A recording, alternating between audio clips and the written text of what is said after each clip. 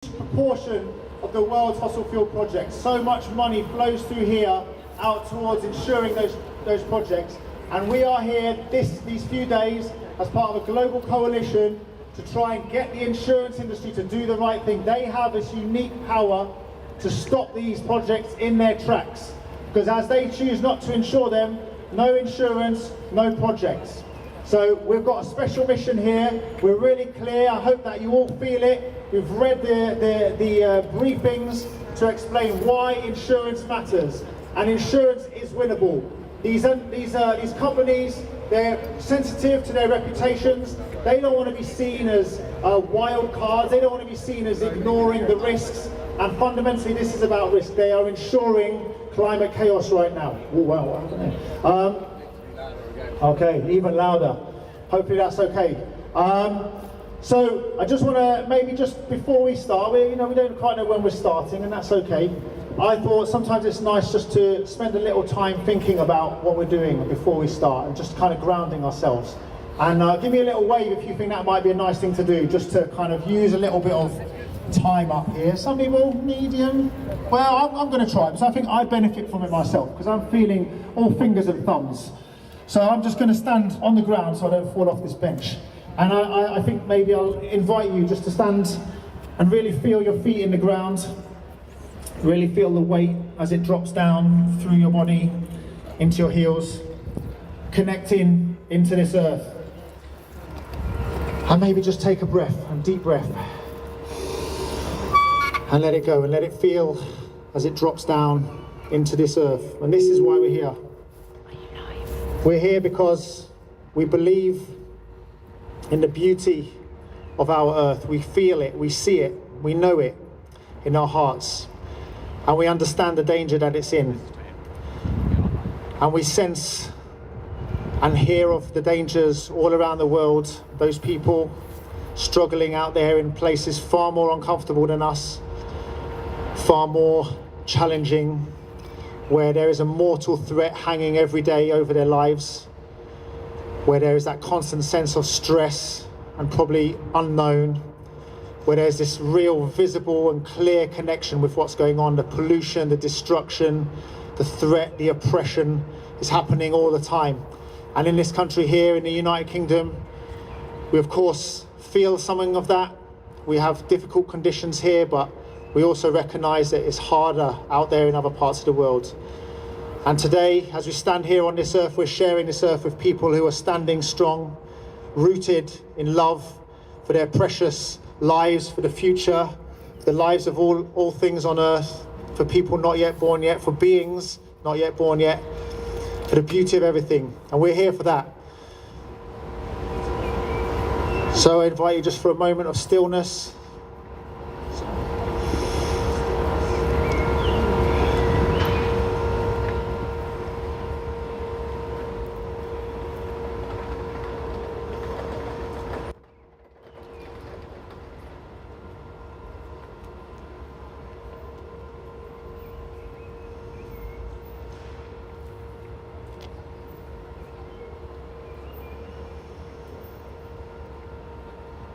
And now maybe if you had your eyes closed, you open your eyes up, and maybe you can just move around a little bit and jiggle your feet.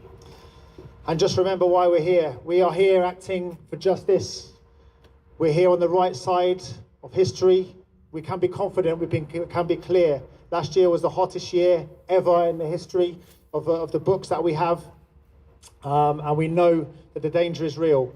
We're here because we're clear-minded, kind, good people. We have our principles and values, we have our demands, and we're clear about what they mean for the future of everything that we care for. So as we're standing here, I'm probably going to stop in just a moment, just so we can wait around a little bit longer.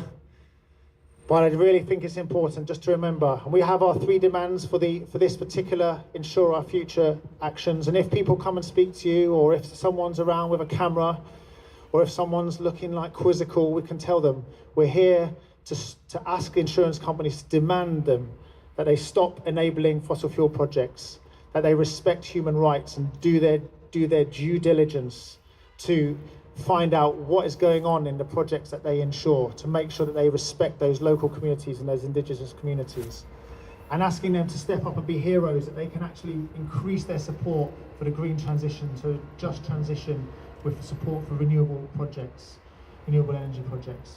So I don't know about you, do you feel like we have got a winning ticket here? We are here because we've got a good thing. Can I hear you? I truly believe we're in a good situation. This is strong work. We're here, we're good people. Look around us. We've got so many good people, and we know what we're doing. It's a good day to be here in London. I will ask you all just for a little bit more patience. I'm sure, as you all know, this is, I often say, a rebellion, not a Swiss train company. We have to hang around a little bit, just chat around some people, just to have a little bite to eat, maybe, and a little sip of drink. And we'll be back with you soon as we can. We'll get this happening. But we are certainly here to do a good thing, and sometimes you have to be a little bit patient until that happens. So just one more time, Extinction.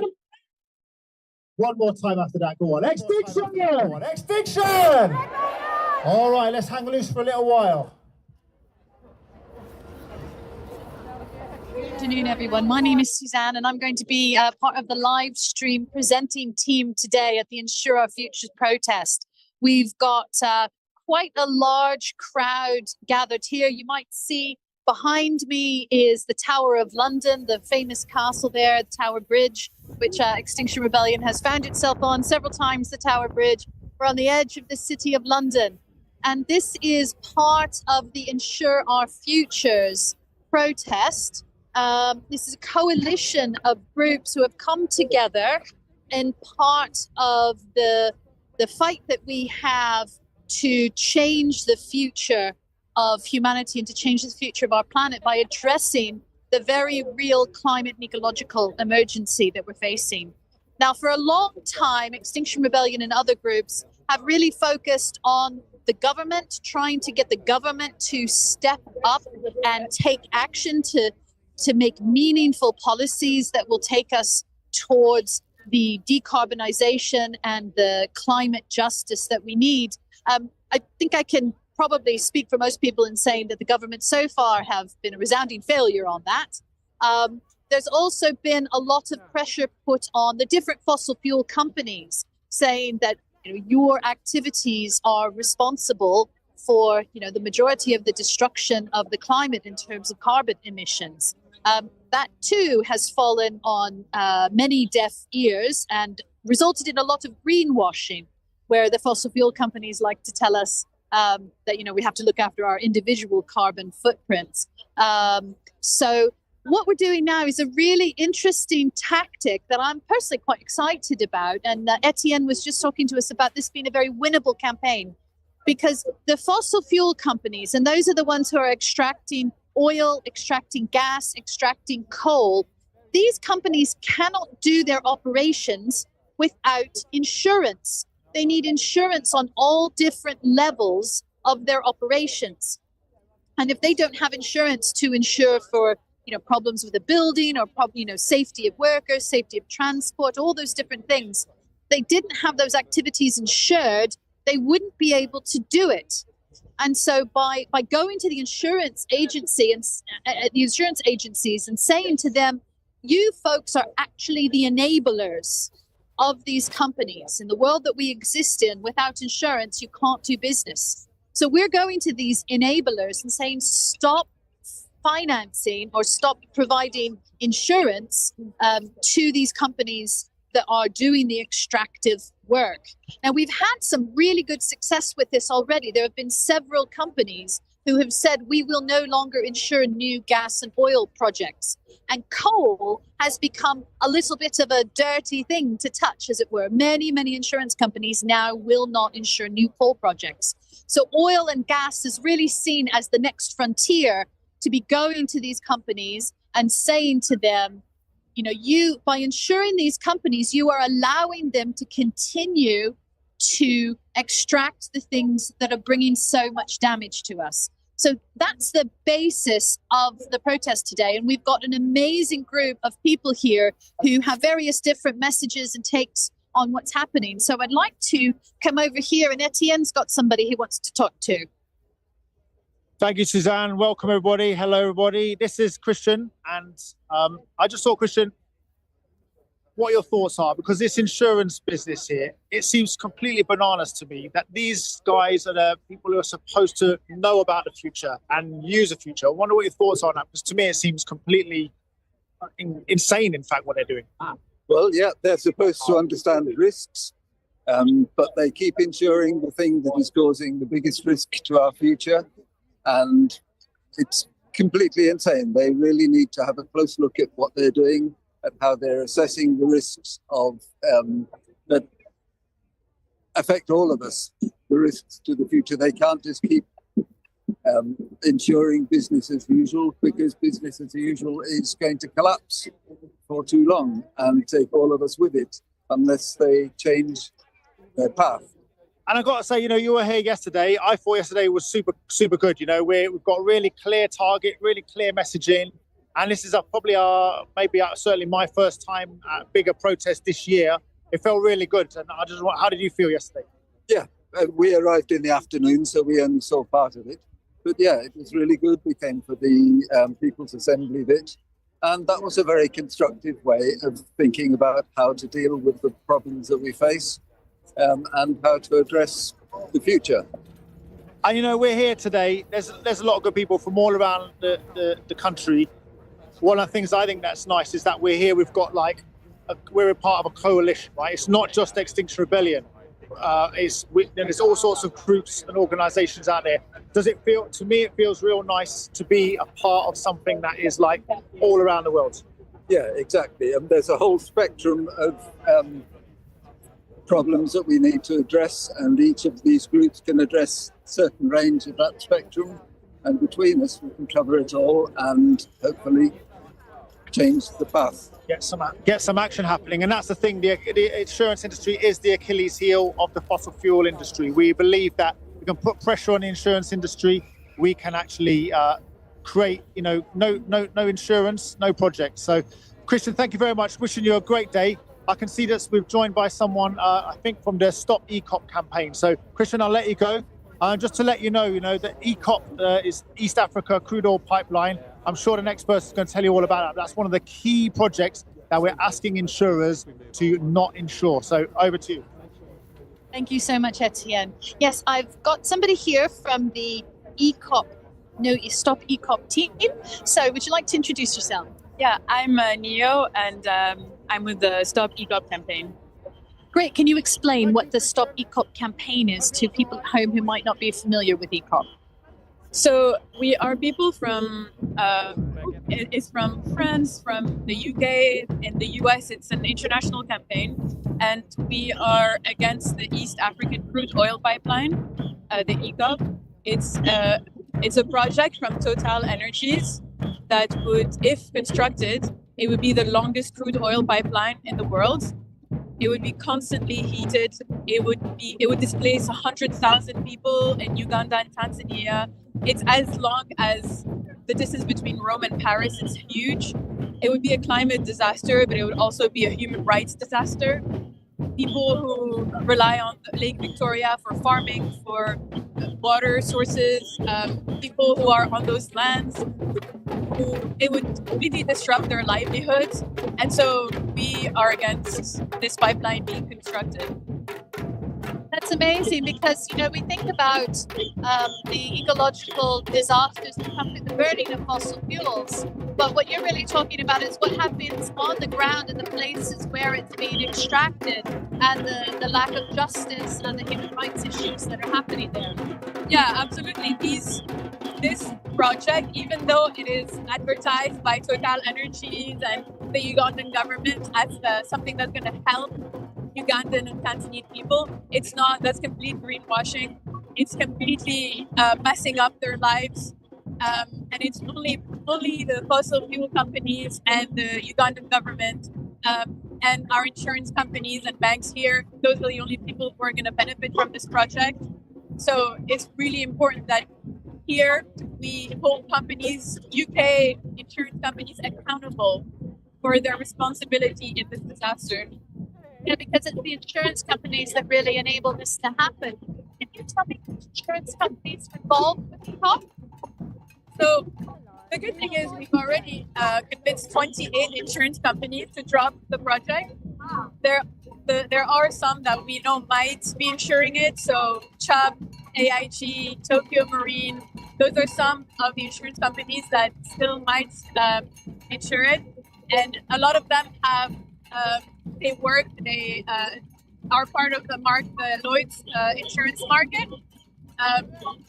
But some of them are independent. The thing is, insurance companies are really secretive about their projects, and sometimes we don't know.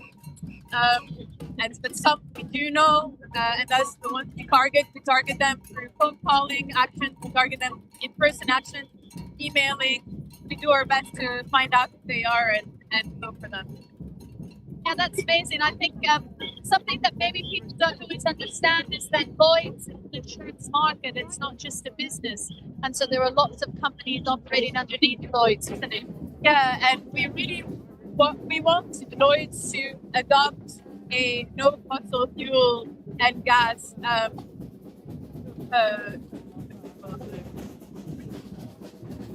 we want them to adopt a no fossil fuel and gas policy so that the insurance companies that are part of Lloyd or part of the insurance market can't insure this project anymore. Obviously, Lloyd can't directly stop ECOP, but they can put those kinds of pressures on those insurance companies. And the important thing for people to know is if there's no insurance, there's no pipeline. So this is a really, really important thing to target insurance companies because that's how we can put pressure here in the UK. That's brilliant. So where have you traveled from today for this? I'm based in the UK, but I'm Tunisian. We have people from Amsterdam, France. We have people from Uganda. People from all over the world are coming to stand against ECOP. And also there are protests against insurance companies all over the world as well. Like truly it's a global week of action. So it's really exciting. And it's the first time that insurance companies are being targeted in this way. So hopefully it will start a snowball effect because they really need to be held accountable. Yeah, I think that's really important that you bring that global aspect in. It's not just what we're doing here in London, but it's in a lot of other places this week. Exactly, and there are activists in Uganda and Tanzania that are protesting and have been protesting and have been arrested because it's a lot scarier to protest there and have been arrested and gone to prison and all that. And so the least we can do is support that here. Absolutely, and it feels to me that this is all a legacy of colonialism. That it's the UK insurance company, it's Lloyd's, who's managing this from the UK, and we have a special responsibility here to actually stop what they're doing on this pipeline. 100%, it's neo-colonialism. It's going and taking resources from East African countries and then having this great comfortable life here and not really asking ourselves why. And I think it's our responsibility to know where things come from and why we can live the comfortable life we live here and what are the consequences on other communities. Excellent, thank you so much. It looks like the march is moving out, so I'll let you gather with your people. Thank you so much for your time. Yeah, really important to hear what's happening with that, because that brings in, as we said, the human rights angle to this, and the fact that it's not just what we're burning up into the atmosphere, but also the terrible human cost where coal and oil and gas are extracted. So we're finally starting to move out after gathering for quite some time, going through a bit of a narrow gap here. And we've got quite a good group of people here. So let's see if we've got anybody who would like to have a chat. Would you like to have a chat and tell us about what brought you to London today? I just believe passionately that we have to do so much more for the climate. I mean, the governments of the world are really letting us down and letting the planet down. And it upsets me deeply. I've always been in favor of global justice. And I mean, I don't know how rude I can be. I mean, you're on YouTube. Okay, we're fucking other parts of the planet up worse than we are here, and it's bad enough here. Well, I think that's a sentiment that a lot of people here share. So I think that's welcome in this place. You know, sometimes we do have to use strong language because we're talking about a very, very strong thing that's happening. I don't swear lightly, but I think our government is one of the worst, although they're greenwashing as fast as they can. Anyone who's listening, don't believe a word they say. And have you ever been to one of these events before? Is this new? Oh yes, I've been to every single one since the beginning. But great. Okay, thank you very much for your time. Cheers. I fear that this is really getting very noisy. Not sure if you can hear me very well. We're in between two quite tall buildings, and the samba is really doing their job, making sure that everybody knows we're coming, making that great noise of joyful protest that you hear. You know Extinction Rebellion is coming when you hear this. So I'm gonna look around. I think I've lost Etienne for a while. So let's see who else might be here and like to talk to us about what they're doing.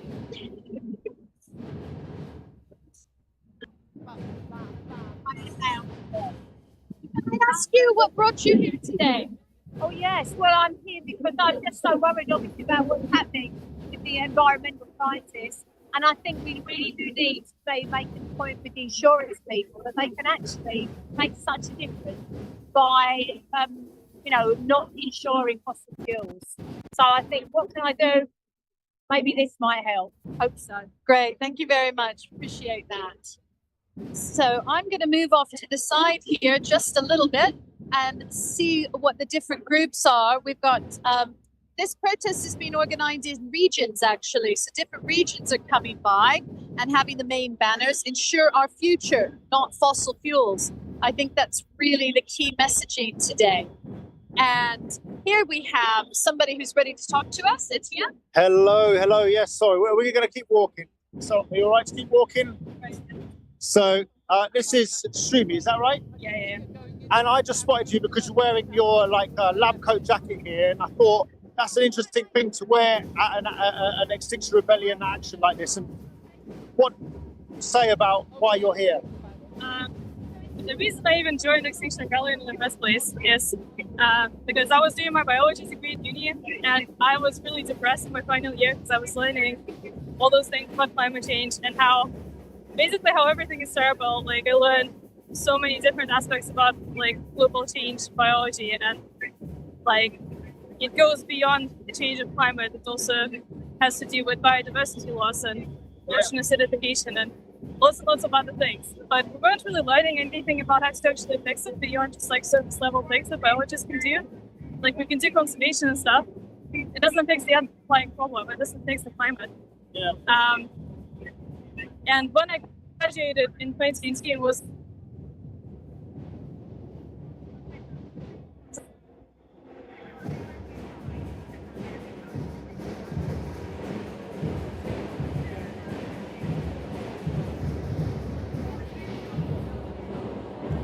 just doing enough, so I will keep coming out and talking about it. I decided that I'll use my knowledge that I learned in my degree to educate people and to talk to people in the streets and wherever about it. I feel like I can explain things to them. And how do you feel about this us targeting the insurance companies right now? It sounds to me it makes real good sense, and it sounds really cool. So we've got a real way in here. Yes, I agree. I think targeting big corporations is a really good idea, especially since this has been successful in the past as well, with Gambo, I believe. So yeah, feel good. Good to be here. Good to be here with all these wonderful people. And yeah. I think it's about to get super noisy as we're going into an undercover area. But I was also wondering as well, so with these insurance companies, they're insuring some of these absolute mega projects like EPOP and Trans Mountain Pipeline, the West Cumbria Coal Mine, and Darnley Carmichael Mega Mine. And these projects are so big, they're sometimes known as carbon bombs, where they're They're called carbon bomb projects. I don't know if you've heard it called like that. Okay, sorry, we're just trying to get out into it. It's very, very noisy. But as you said earlier, you were saying, we're headed in the wrong direction. And what keeps you going when you're seeing the news around the world, seeing the devastation? What keeps you coming out and trying to make change? That's a really good question. I guess if we give up, then nothing will ever happen. Nothing will ever change. But if we don't give up, then maybe something will change. And the more time passes, the more critical it feels to keep showing up. And obviously, also there have been some documents that we have had. So I think that's what keeps me going. And also the community and the friends we made in XR as well. Like the people here, but the people in the street, some nice people I've met. So, well, thank you ever so much for joining us. Wishing you a good rest of your day. I'll let you go back and join your buddies. Thank you for being here, and appreciate it. All right, have a good day. See you later. So, Suzanne's got someone else. Suzanne, thank you. Hello, Mary. Nice to see you. I'll pass over to you. Thanks so much, Etienne. Boy, I'm hoping the sound is coming through. It's absolutely deafening here under this underpass.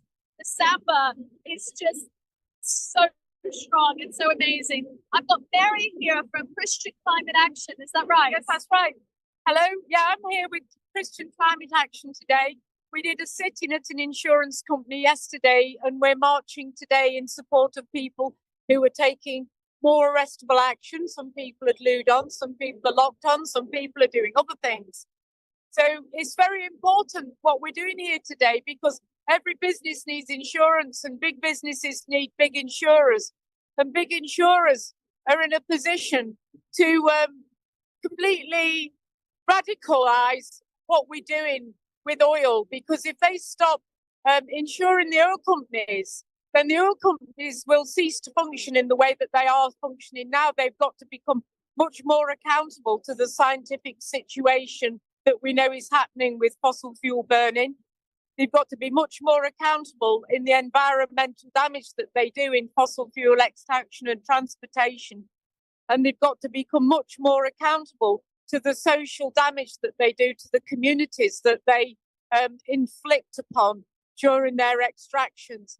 So the insurance companies are really key to the transition that we need to make towards a cleaner, more compassionate society. And also they really need to understand and get real about the fact that the damage that they're facilitating is going to completely destroy their own businesses, because the ecosphere now can't stand what's happening. And so things will become completely uninsurable as the climate becomes more unpredictable and there's more damage from extreme climate events. And as society becomes more unstable because of food shortages and shortage of other vital things, insurance companies won't be able to continue their businesses anyway. So they are actually destroying their own businesses by their short-sighted holding on to the way they've always done things. So if they're wise, they'll take heed of what we're telling them and stop doing what they're doing and start doing something that for the good of humanity, instead of this short-term investment in what's going on now and what has gone on before. So we're just reminding them they need to get a grip on reality, listen to science, let's have a look at what they're doing to the world and change now. That's really all I've got to say, and thanks for the opportunity. That's wonderful, Mary. Thank you for sharing that passionate thing. Can you tell me what happened? We might have some people watching today who maybe don't know what happened yesterday. So can you tell us which insurance company you went to and what you did? Well, we were sitting in the foyer of an insurance company, and we stayed there all morning, and we gave leaflets out to the staff coming and going. And we had banners outside so that members of the public could see what we were doing and why we were there. So we didn't manage to get to the insurance company that we wanted to because they were too heavily guarded, but we just dived into the next nearest insurance company we could find. And there's going to be a lot more of this coming along. If the insurers don't take notice of what we're saying, we will be back. And we're going to keep going until they decide to change. That's great. You know, I wasn't here yesterday, but I did watch some of the coverage. And what always strikes me about these kinds of protests is like when you go to the workplace, you're not there to be aggressive to the people who are working for the insurance company. Yeah. What you're trying to do is inform and to prickle their conscience and to help each person kind of understand that they have some power to speak and to realize that we're all part of the system. Yes. And that we can all, you know, find a voice to ask the difficult questions. Yes, people need to become open to what's going on.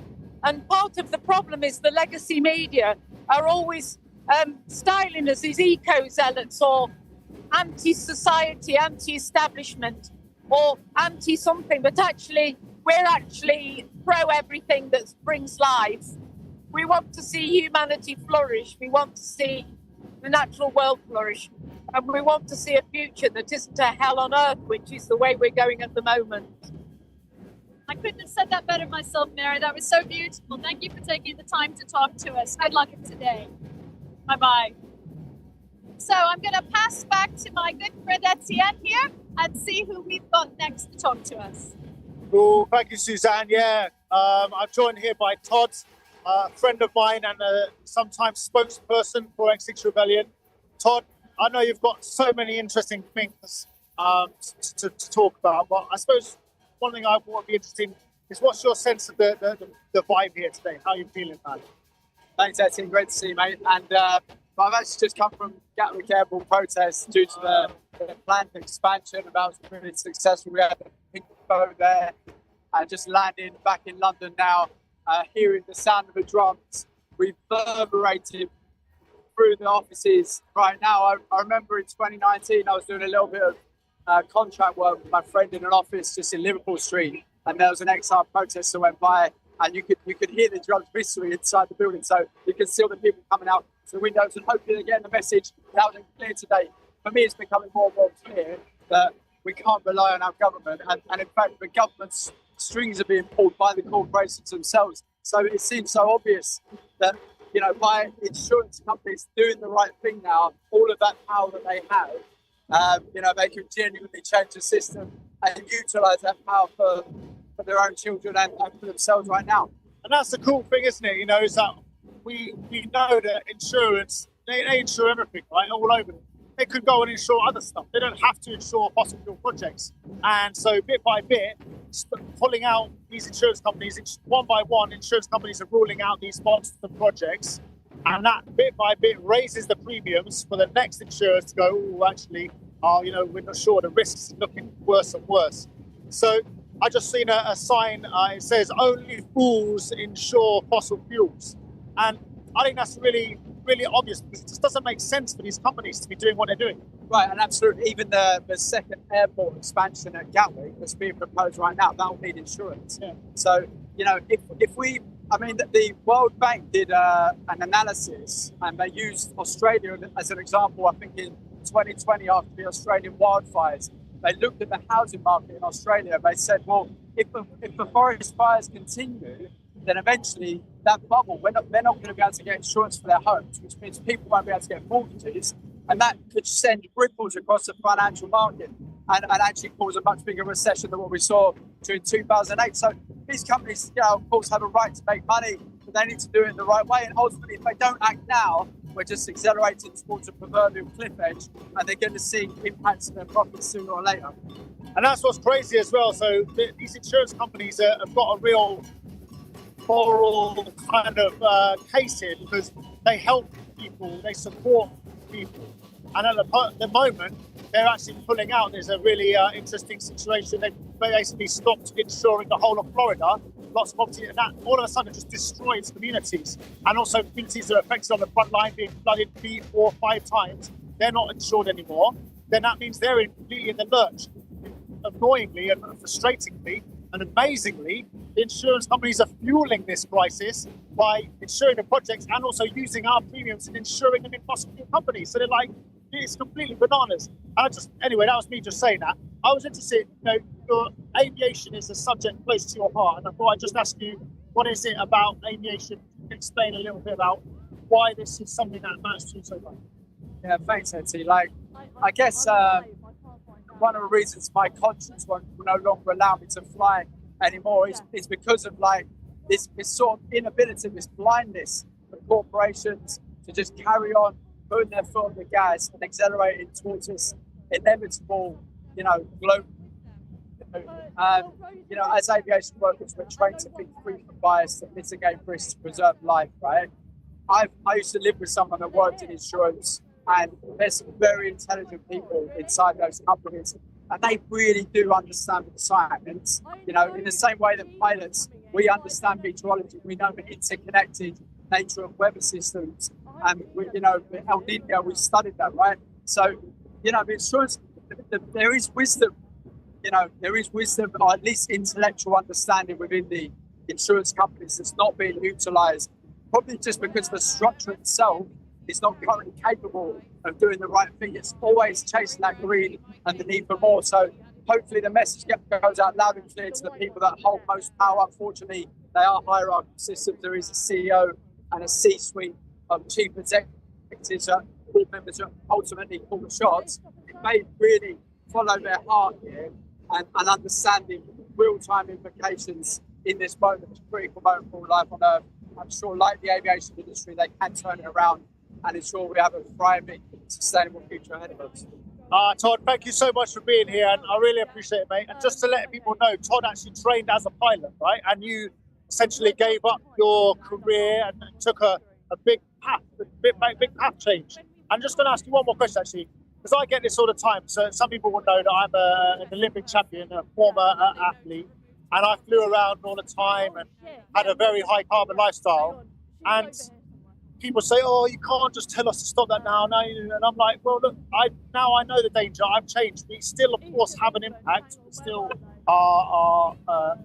have a carbon impact on the world and an impact on the natural world as well. We're trying our best to minimise that.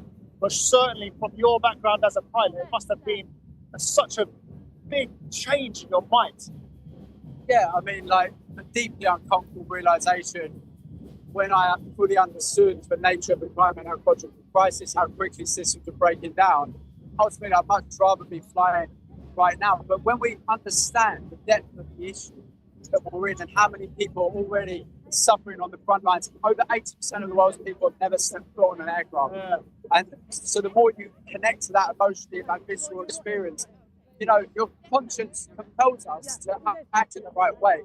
As long as we really need to connect to it emotionally, I've cried umpteen times and breathed this sense of loss. And I think until we truly connect to that, deep down inside us, we are all one.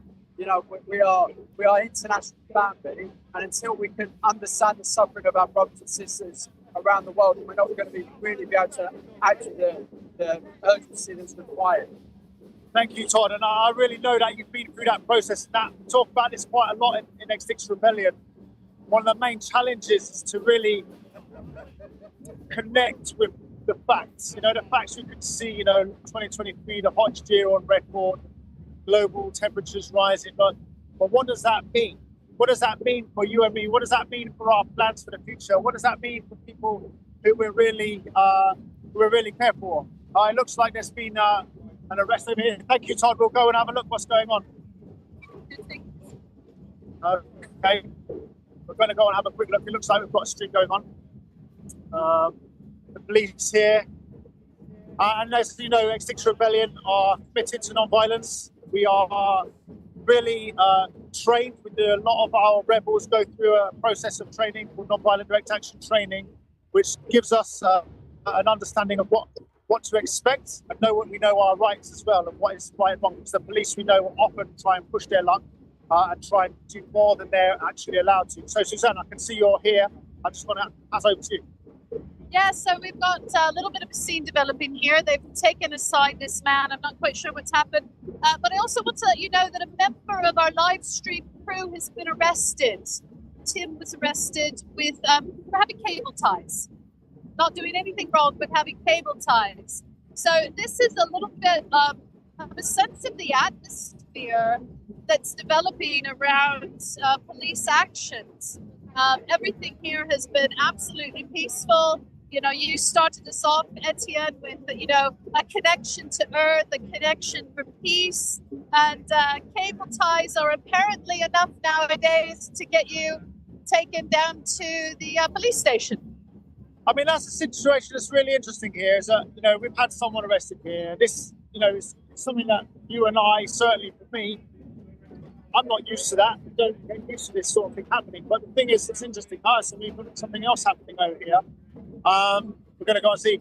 But the thing is that when there's a lot of us here, when there's a large strength in numbers, it gives us the ability to challenge authority and the ability to actually try and shine a light on what is going on. It looks like someone here is lying on the floor. My first impression here is that they're doing this is called non-cooperation. So this is a principle that some rebels choose to adopt in these situations, where we're saying actually we're not going to go along with what the police ask us to do. We're not going to sit up. We're not going to talk to them. We're not going to walk to the police van. And this just basically means that there's more of an impact on our actions. It also makes people think more about what's going on. It challenges the police officers to actually behave correctly. And as I was saying, we are just seeing an arrest, we don't even know if that's an arrest at all, but we have to know for sure that these days our government and our justice system is trying to shut down our voices. But when there's many of us all together, we stand together, we stand stronger, and we have to stand up, because if we don't, our planet, our futures, the things that we care for are in grave danger. And if we don't stand up, what's going to happen? And Suzanne, I know you're a brave and principled person, but to me, that is the foundation of what we're doing. I have to say, I think people sometimes, it can look quite intimidating on the street with all the police officers and seeing people taken off to the side like that. But, I'd like to remind us all that although we are facing the most authoritative and repressive policing that we've ever experienced in the UK in modern times, this is really nothing compared to what activists in other countries face. We spoke to somebody a little while ago about the ECOP pipeline, the East Africa Company oil pipeline. And, people there go into deep dark prisons and sometimes don't come out.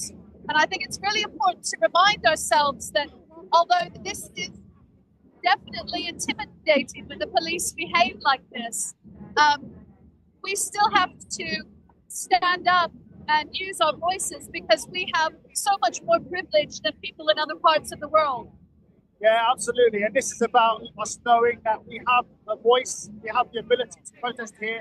And absolutely, people often say, go and protest in China or go and protest in the other part of the world. And actually, we know that the City of London is a huge enabler of the fossil fuel industry, which is destroying our planet's ability to support life. So right here in the City of London is an excellent and perfect also the other financing arms of the fossil fuel industry. Because for the fossil fuel project to happen, it needs finance, it needs permits, and it needs insurance. And we believe that insurance is this Achilles heel that they can change. But I just want to say as well, Suzanne and I, we're talking a bit, we're reporting and trying to show the truth about what's going on here with the police. But also when I look around, there's lots of people smiling. The vibe is still relaxed, we're calm, we're well trained, we know our rights. And that's the really important thing, is that if you know your rights in the law, you can make informed choices. And just like, crossing the street is dangerous if you don't know what you're doing. But actually here, we've learned, we know our rights, we have informed information that makes sure that we can be clear and make decisions that are sensible and suit us. Not everybody here, in fact, a great many people here have absolutely no interest in being arrested. But anyway, we're just arriving. I think we're going along. There's a Chubb Insurance just on our right here. Another of those companies that is refusing to rule out these major carbon bomb projects. We went on a little tour around it yesterday. That was super fun. We're just going to work our way through as a crowd. Suzanne, did you want to say something? I can tell you. I was just going to say I was earlier going to speak with the chap here, and now that we're stopping for a moment, this might be a good chance if we can. It's a little bit quieter here right now. Would you like to tell us how you came to be at this march today? Hi, I'm Dirk Campbell, Lewis. I'm an XR member. I've been for years. And this is very important. We've got to move This is a very important demonstration of the role of the insurance industry in supporting the extractive industries of fossil fuels and mining. Sorry, we've just got to navigate some bollards here. You know, if it wasn't for the insurance industry, the likes of Mobil, ExxonMobil, BP, Shell, Glencore, and the rest of them would be sunk because they're totally dependent on the enabling finance that comes from the insurance industry, or that you know the insurance allows them to continue with their operations. But the thing is that the extractive industries, mining and fossil fuels, are hugely damaging environmentally, not only putting carbon in the atmosphere, which we know is causing global heating, but they're poisoning the environment, they're causing destruction, extinction, they're causing huge damage to populations, societies in the global south everywhere are really suffering because of these extractive industries. Now, if the insurance, the people in these companies who are only looking at the bottom line, they're not looking at the moral case here. If they knew about the extent of the harm that's being caused by the extractive industries, I'm sure they would have the moral compunction to disengage from their arrangements with these companies. They need to be told. They don't know. They need to be told, and that's why we're here. I think that's one of the really powerful things. I think sometimes it's easy for us to feel like, well, I'm just me. And, what can I do when faced with, global catastrophe like the climate and ecological emergency? It's very easy to feel disempowered and not realizing that in every bit of our lives, we have a chance where we can stand up, have a voice, and have influence. Yeah, I think everybody has the choice whether to engage with criminal organizations and help to enable them, or to disengage and refuse to enable them. We do that in our ordinary lives every day anyway. Whether we buy things that are wrapped in plastic, or we buy local, or we have an electric car. Very nice for some people if they've got an electric car. But the broader situation also needs to be considered, like the fact that it's the financial sector, the people in the City of London, who are driving the climate and ecological catastrophe. And there's a lack of information about that, which people here need to be told. And that's what we're doing. That's why we're here. The UK is really at the heart of this great insurance financial beast, isn't it? Yeah, we're the enablers of the world. I think the City of London is something like, if it were a country, it would have the seventh largest economy in the world, something like that. Or I'm not sure of it, but they are engaged in really nefarious activity, which they're not considering the final kind of impact of what they're doing. They're just thinking, well, we're allowed to do this. We're allowed to insure these companies. It's not our job to dictate the moral, the moral conditions of their operation. They're maximizing their profit and their shareholder return. We're doing the same, so we're all fine. It's actually not fine. I always wonder what these people think they're going to tell their children and grandchildren. Yeah, you might well ask. I tell you what I think about this. I think that a lot of people around here, their main purpose in life is to get super rich, because the super rich are under the impression that the future catastrophes are going to be insulated from them by their vast wealth.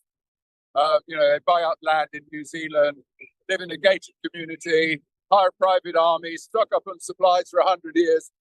They haven't thought it through. It's not going to work like that. It's not going to be livable if we don't do something now. If the planet's uninhabitable, it doesn't matter where you live. There's going to be nobody to buy your stuff. There's going to be nobody to sell, to buy from, and it's just going to be, well, it's going to be hell. It's going to be hell on earth. And it doesn't matter how rich you are. That's what these people need to be told, because they haven't got it. Brilliant. Well, thank you so much for your time. I really appreciate it. It's a very emotive topic. We now are going to pass over to a group that are known as the Faceless financiers. Yeah, so I just wanted to bring out one of these guys on the sides. The Faceless financiers. Look at, I don't know if we can get a shot of the sign here. And the Faceless financiers are basically a sort of theatrical action. We call it theatrical because it kind of is not what you do normally. So I also know the person underneath this mask. Dave, I wonder if you could lift your mask up and we can see your beautiful, happy, cheerful face. And you could explain what the thinking is behind what you're trying to do with this theatrical action. Yeah, we're trying to appeal to all those people whose names we don't know, who are active in the insurance industry. Some of whom should know that the result of the actions they're taking in insuring major fossil fuel infrastructure projects is really contributing to a terrible lifestyle for people in third world countries now, but also, for the whole planet increasingly as we go forward. It was only last year that the CEO of Lloyd's Insurers said that he hoped that there were no climate change deniers in the insurance industry. And the reason he said that was because they put so many £1 billion aside to deal with catastrophes caused by climate change. And his concern then was that that money would not be sufficient. And since then, governments of the world, major companies have gone ahead and sought to increase the amount of carbon that they're going to release into the atmosphere. They are insistent on continuing this business as usual. And we know, therefore, that it's going to cost us far more in the long run if we follow on along this line. So it's costing us already. It's costing billions of pounds worldwide. It's going to cost a lot more if we don't backtrack on some of the policies that are being followed at the moment. Yeah, so I read in one of our sources, apparently $270 billion of damage last year from extreme weather events, and these sorts of losses are unsustainable by the insurance industry, and that's why our insurance premiums are going up, and that's to cover these costs. I just want to track back slightly and to say, so Extinction Rebellion, we're known for marching in the streets and sitting on bridges and those sorts of things, but we also do actions similar to what you're doing here, which are about kind of making people sit up and take notice. So seeing a load of people, there's like about 7 of you, isn't there? 7 or 8 of you, and you're all dressed in these smart clothes with these faceless masks on, with these signs, and they've got bloody handprints on it. That is kind of set up to kind of shake people awake, isn't it? And to get people to see something different is going on. And we think that's quite important. And it is not a nice, necessarily easy thing to do. But so many people still seem to be not really hearing and feeling the danger that we're in. Yeah, I think that's absolutely right. And, the theatrical side is as important as any other aspect of what we do as Extinction Rebellion. This particular action, as you say, you can see the blood on the placard here. It depicts the fact that there's blood on the hands of those people who continue to insure the fossil fuel industry. As I said before, that's only going to get worse. It's really interesting how just in wearing a mask in future, being in fancy dress might suddenly become a crime. And it's a hideous prospect, isn't it, for us all, to think that you can't dress theatrically and worry about whether you're going to be pulled over by the police. It's madness. It is madness, and we are alive in times of madness. And I'm just seeing now that some people here are spreading themselves out in a line around, and we are at the Lloyd's building, one of the most iconic buildings in London. And Lloyd's I'm going to say thank you, Dave, before I let you go. Thank you very much for being here. Appreciate you. And I think the Faceless financiers is really interesting action because it does get people thinking what is going on. And then we can hand them a leaflet and explain this is about insurance industry, insuring fossil fuels. Thank you so much. So anyway, we're going to stay here just for a moment. Yeah, so Lloyd's of London are known as the insurers of last resort for the fossil fuel industry. So, here, look, it's happening. We can see people are starting to join hands. They are connecting up, and this I think I believe is part of what's going on here today. They're setting themselves up to go around. It looks like it's happening. Yeah, join the queue by the looks of things. Yes, okay. Hold on. Yes, I didn't realise you're about to be interviewed. Come back, and we'll do that. Thank you. Yeah, there's something really exciting going on here behind us because people are starting to join hands to encircle Lloyd's of London. But I've got two amazing ladies here who have obviously spent a long time getting themselves ready for this. You look fabulous. I've noticed all the city workers are kind of like, oh, they look like one of us. So do you want to tell us, how did you come to be here today? Well, we've come to take our protest to a place of power, to companies that are financing and insuring things that are making life more dangerous for all of us in all of our communities. We didn't want to sit at home and do nothing. We wanted to do something, and that's why we're here today. Two very ordinary people. I'm a teacher. I think safeguarding is a really important part of my profession, and there's nothing more important to safeguard my own children and my class's future than being here today and helping stop the climate crisis getting worse.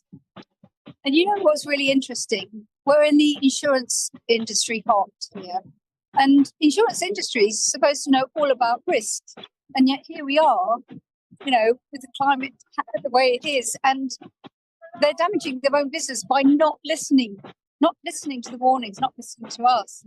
So we're here to help them, really.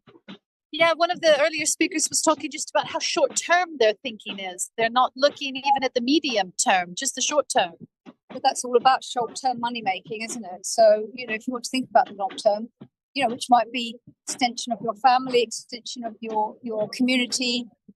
In actual fact, one of our local group, yesterday, we live in an area of London that's very prone to flooding. And I know Lloyd's of London is not insuring people's houses, but this person's neighbour has been told their house is no longer insurable.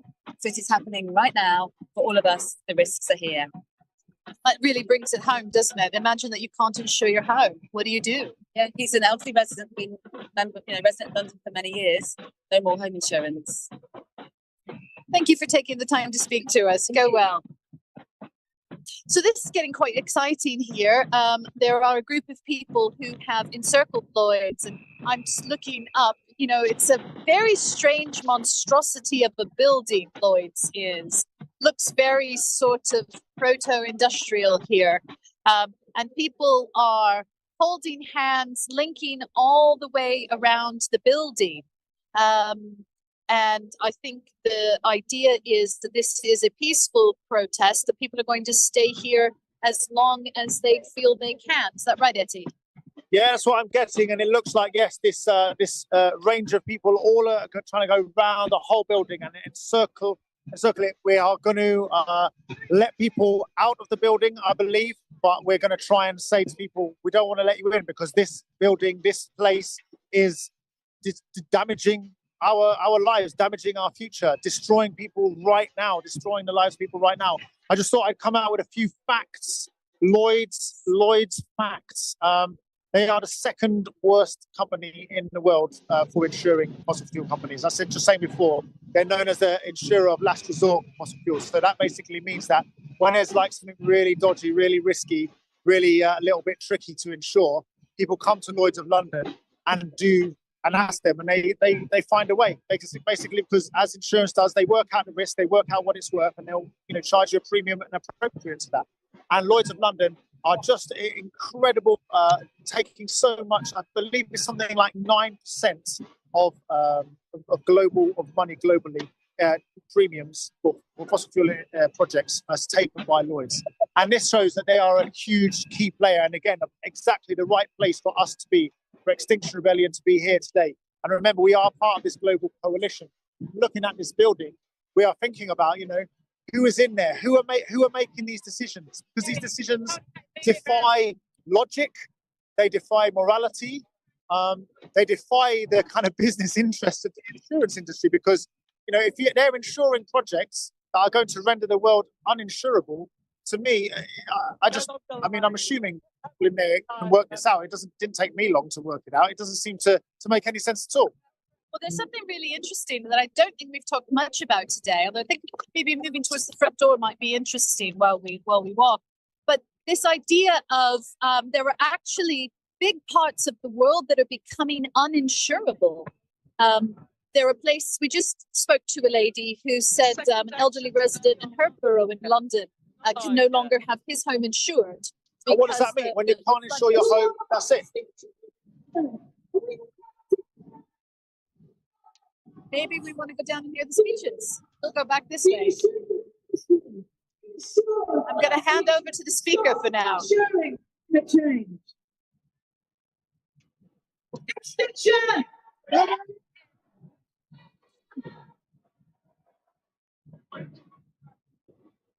We're here outside Lloyd of London because they are still providing insurance for fossil fuel projects. They are still providing insurance for projects that are leading to climate collapse.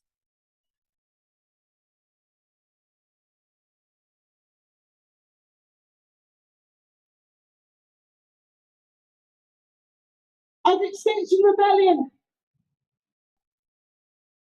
and we are here to ask the insurance industry to be rebels with us. The insurance industry has the chance to become heroes right now. We are calling on you. Stop insuring fossil fuel projects. Without insurance, these projects cannot go ahead. Lloyd's of London, join with us. Extinction. I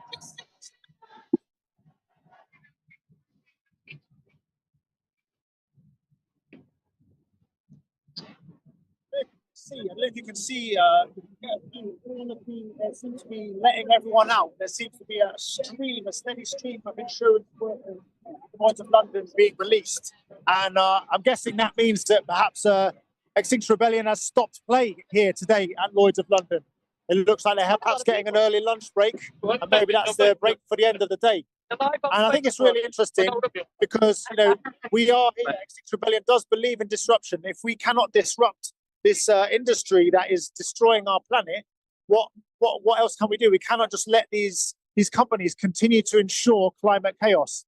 And as I see these people here, lots of young people, they all look friendly. They're not monstrous looking. We're all being very kind. Look at the nice lineup of people here, very lovely people. There's going to be no trouble, but we are here to challenge. We cannot just let this continue. And Lloyd's of London do bear responsibility. And I guess it's this challenge, right? We know the CEOs make the decisions, but all the way through, surely some of these people can have a chat with their manager and say, look, what's going on here? What is this about? Because it makes no sense. And I think we are, it sometimes does feel like we are, confronting and challenging people. But as I say, I just don't think it makes sense just to stand back. And I'm not a confrontational person by any means. But actually, I think it is, at this time in history, we can't just stand on the side and let this harm be done. And as we know, Lloyd's of London is creating harm right now. And I think there was an important principle that was established in the Nuremberg trials. If we go back to World War II and we go back to the crimes of the Nazis, there was very much a principle decided at that point that even if you were a secretary, even if you were just a guard, you were complicit in what was happening. That when you form part of the machinery, you are supporting the machinery. And I don't want to name call anybody here or anything like that, but we all have to recognize that the choices that we're making by who we work for, what we do, are either supporting change or stopping change. And if you can be a change maker, imagine you can look and say to your children, you know how bad it was you were willing to stand up and say, wait a minute, count me out. I don't want to be part of this. Let's think about how to do things differently. Absolutely. And even more, I think this is what we're saying. It's even, I think for me, very exciting is that these people could be heroes. You could be heroes by trying to stop these projects from getting insured, by just saying this makes no sense. This is going to destroy Lloyd's of London Insurance Company. This is going to destroy our planet. This is going to destroy the future that I want to live in. No, it makes no sense. So we've got this opportunity here with insurance companies. They can switch sides. They could just decide, and they can go and insure other people. So we're going to keep moving along. Go on, Suzanne, sorry. I do kind of wonder if they're not evacuating the building, Nancy, and I can't believe that everyone wants to go to lunch at the same time. No, I think they're taking people out. They're taking the whole people out, which is, And this is an interesting overreaction as well, because very often Extinction Rebellion and other direct action organisations are portrayed as very worrying, dangerous bunch. And I mean, we're kind of walking past. I don't see any particularly dangerous looking people here. They're just very nice, gentle people standing up for something that's really sensible. Nothing aggressive is happening here. It's a chain of people holding hands, basically holding hands for the future, holding hands for the planet, holding hands for hope, and holding hands to say that it's time to act now. Yeah, and this is cool. I mean, I guess you're getting an impression now of the length of the line of people here. Got people facing inwards and facing outwards, so that people get again, it's part of the kind of vibe and the tone. We don't want to have our backs turned to these people. We want to face them and look at them, not scowling and mean, because we accept that these people are often just going about their business, getting jobs and trying to earn a living for their families. And that's what's strange here, is that they're earning a living for their families. No worries, mate. They're earning a living for their families, trying to do the right thing for them. But at the same time, the very job that they're doing is going to basically ensure that the future for their families is much, much grimmer than it is right now. And frankly, even more horribly, is that around the world right now, there are families right now suffering in floods, in droughts, in famines, in conflicts which we know are fueled and stoked by climate breakdown. So are we going to keep going? We're going to keep going around. Oh, we've got someone to speak to. All right, over to you, Suzanne. To speak about what's brought you here today. We're with the Extinction Rebellion live streaming team, so you would be live streamed to YouTube. Well, I mean, what brought anyone? There's something. You've got a Tokyo Marine Don't Insure ECOP here. Do you want to tell us why that's important to you? Well, this was given to me by Will Asper. You see me, he speaks very well. Believes very strongly that convincing insurers not to support fossil fuels will bring about meaningful change. And I think, well, might as well hear him out. And I know it's 3 blackouts. So you're right here. You've shut down Lloyd's of London. Everybody is leaving through the back door. The front door is closed by you. So you're really making a difference. Lloyd's has heard us today. How does that make you feel? Well, it's not just me, it's everyone. So I know, I'm just talking to you right now, love. Practical. I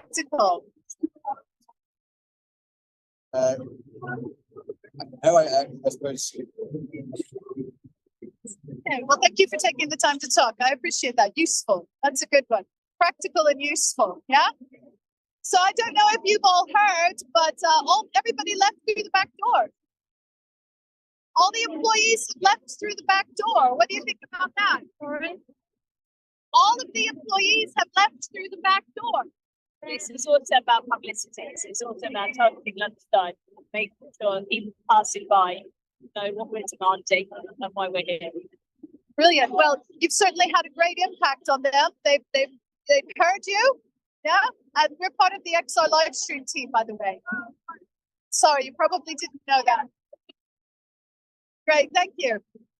Thank you so much. This is actually really important to see. Everybody's got leaflets that they're handing out, which is part of this. We're trying to talk to the different people on the streets, giving them information where they can get more. So everybody handing out leaflets. And we've got a lovely banner here, Insure Our Future now. Can I ask what group you ladies are with? You people are with, sorry. Youth XR. Would you like to talk about what brought you here today? Of course, I'm very passionate about the environment and our future especially. And I think we need to non-conform against these corporate people and just be ourselves and save our climate, really, our earth. That's great. And what are you in school or do you work? I study journalism, so I'm really passionate about this. Oh, that's wonderful. Well, this is the XR UK live stream that you're on right now. Yeah, so that's really good. Well, beginning of your journalistic career here? Yes, we'll see you soon. And save the planet, please. So why is insurance an important issue for you? It's sustainability mostly. It's having something there when you need it to depend on. It's not quick fix. Insurance, especially because these corporate issues and they don't depend on what we want, and it's individuals really, and we're against these corporate giants, and we need the insurance of our future. Thank you. Brilliant. Thank you so much. Yeah. So I've got found someone who just one of the people in this big lineup around the Lloyd's building, and I'm just wondering, when you heard about what we were doing here today, what did you feel? Were you like jumping at the opportunity, or did you feel nervous, or what process did you go through to be standing right here at this moment? To be honest with you, I wish I didn't have to be here. It's ridiculous that we have to be here, but I feel it's my duty. Knowing what I do about climate change, I couldn't live with myself if I didn't take action. I'm here in the heart of the insurance industry, trying to bring a message to insurers to stop insuring fossil fuel transition to a greener, safer future for us all. Yeah, I mean, you know exactly what we're here for. That sounds brilliant. And I guess a lot of people here, you know, when I'm taking action with a kind of sense and an image of the people and what I'm trying to protect, and might you share a little bit of that with us if you feel comfortable? Absolutely. I mean, I'm particularly in my heart today are the people of Tanzania and Uganda who are desperately trying to stop the East African crude oil pipeline. 100,000 people have been chucked off their land, not properly compensated, to make way for this pipeline. The people of Uganda and Tanzania will not benefit at all from it. You know, the president of Tanzania is referring it to as bio-oil. He doesn't actually care about the people. I'm sure that Total and China, they don't care about the people of Tanzania and Uganda. The people of Uganda, some of them, students, been arrested, beaten, tortured, simply for trying to present a petition to say they didn't want this pipeline. So we are privileged to be able to stand here today and bring their voice to these streets. They're saying, don't fund our destruction, ensure our future. And this is, I don't know what people know about the East African crude oil pipeline. It's the longest heated pipeline, and it's heated because the crude oil that goes down it is so gloopy, so nasty, so tar-like that it will not flow along a pipe unless it's warmed. And I can't remember the exact temperature, but of course it's warmed with fossil fuels. It's a complete crazy situation. And this pipeline is 1,400 kilometers, trampling across the rights of people. And of course, local people, they're going to see very little benefit from it. Exactly. I mean, they're subsistence farmers mainly who've been pushed off their land and offered in compensation a tiny little patch of land that is not enough for them to make a living or, you know, to feed their family. Lots of them haven't been able to send their children to school because they can't afford to do that anymore. They are really suffering already as a consequence of this. And it's really interesting what you're saying here. So a lot of people, we kind of challenge that narrative of like, oh, we've got to educate the kids and we've got to make sure that, you know, the kids take action.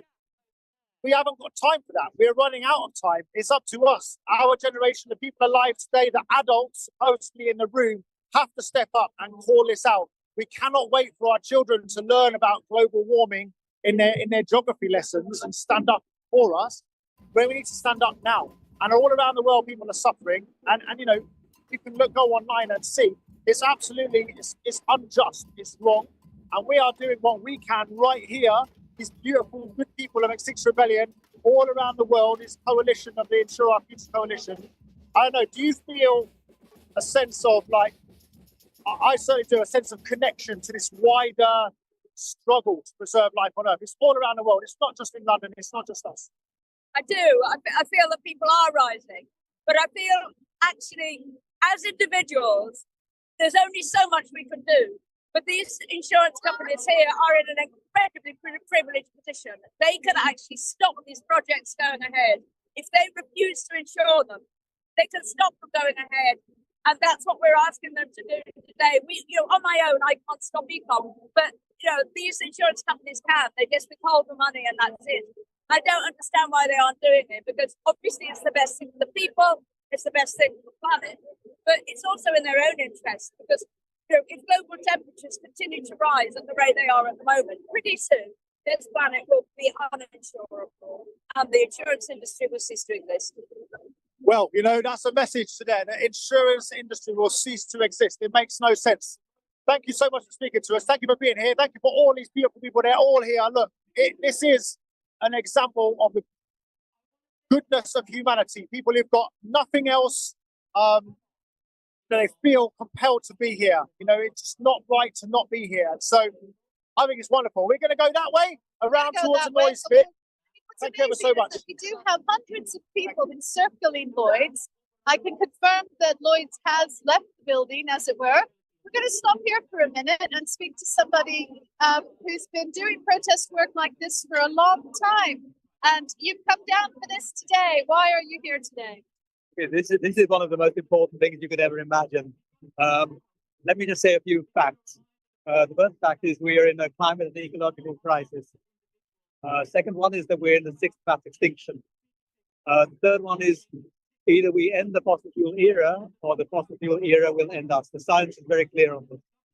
And the next fact is that we have fossil fuel corporations which are actively doing business, which is damaging our environment, damaging our societies as we speak, even though they've been warned that they have to start curbing now.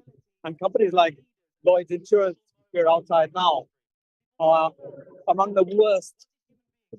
They're aiding and abetting climate criminals. And they're making a vast amount of money of this. And what they're doing is they're supporting a stranded asset, something which they know to be a stranded asset, which at some stage is the value will fall over a cliff and it will be a disaster. And what we are asking is for the government to do what it said it would do, to go to net zero as quickly as possible and to enter into a just transition to a post-fossil fuel era, a green transition which will provide millions of jobs and really be a renaissance for our society, a cultural renaissance.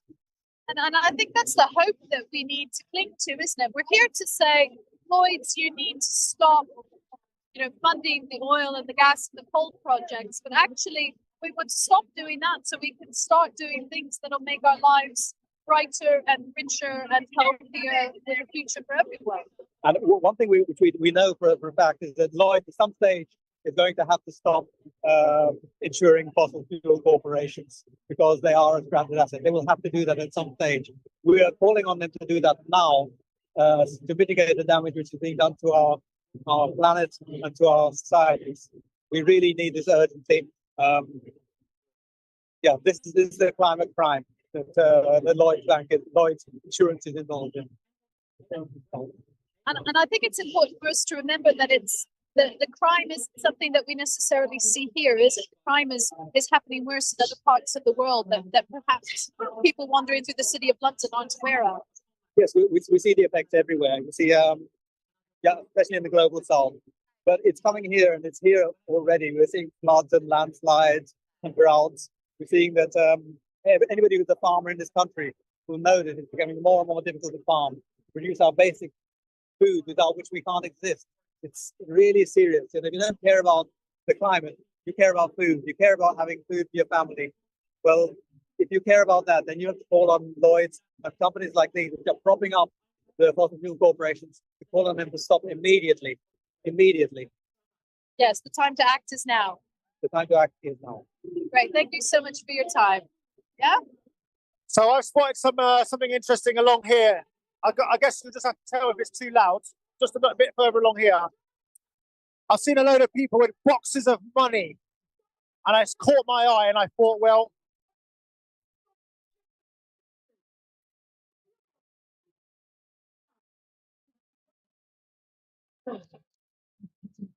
We refuse to finish each year.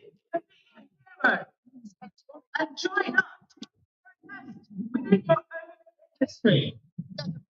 Please don't leave us because we have so much to show you. You don't want to make a song and dance about it. No, I'm wrong. We do want to make a song and dance about it. So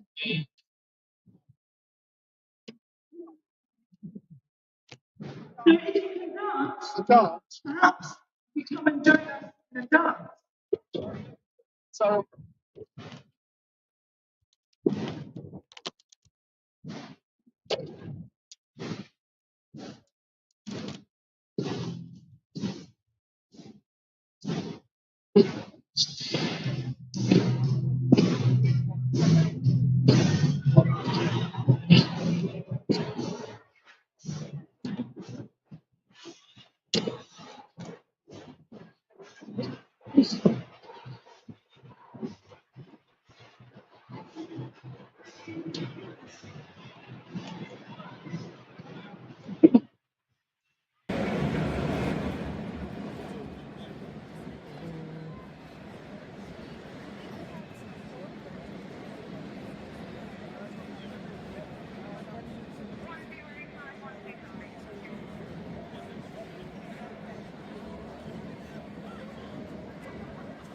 we are Extinction Rebellion, and we are here today with love in our hearts to demand that the insurance industry ensures our future and stops insuring climate change.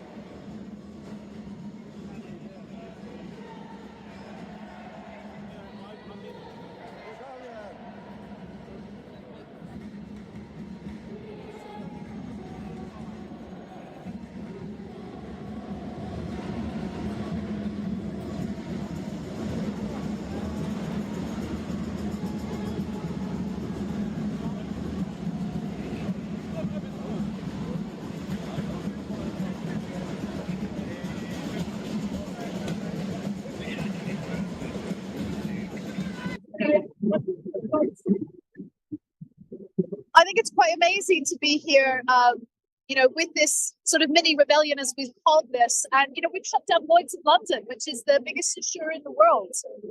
We've got these people encircling it, people here, out of love and concern for the planet. And rather than have the workers see what's happening, they sent them home. So we've sent them home with leaflets in their hands to consider their role in this. And one of the things that I was going to talk about before we came down this way was that Lloyd's is involved in different ways, and the insurance companies are involved in different ways with this. We've talked a lot about the fact that they're insuring the oil and gas industries, which is really important.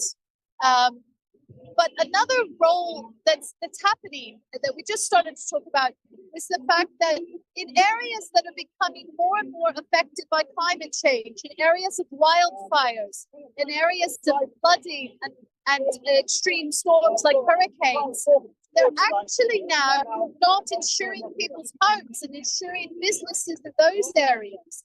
So they're still insuring the fossil fuel companies that are, ultimately their products are leading to the climate damage and to the ecological damage.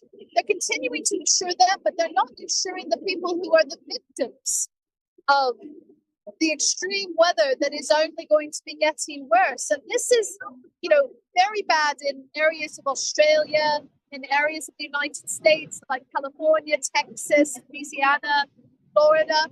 But this is coming here to the UK as well, where I live along the River Severn. It's nearly overtopping the flood defences that were supposed to last a very long time. And there's a real question whether those homes are viable. We have coastal communities that are no longer viable because we can't hold back the rising seas.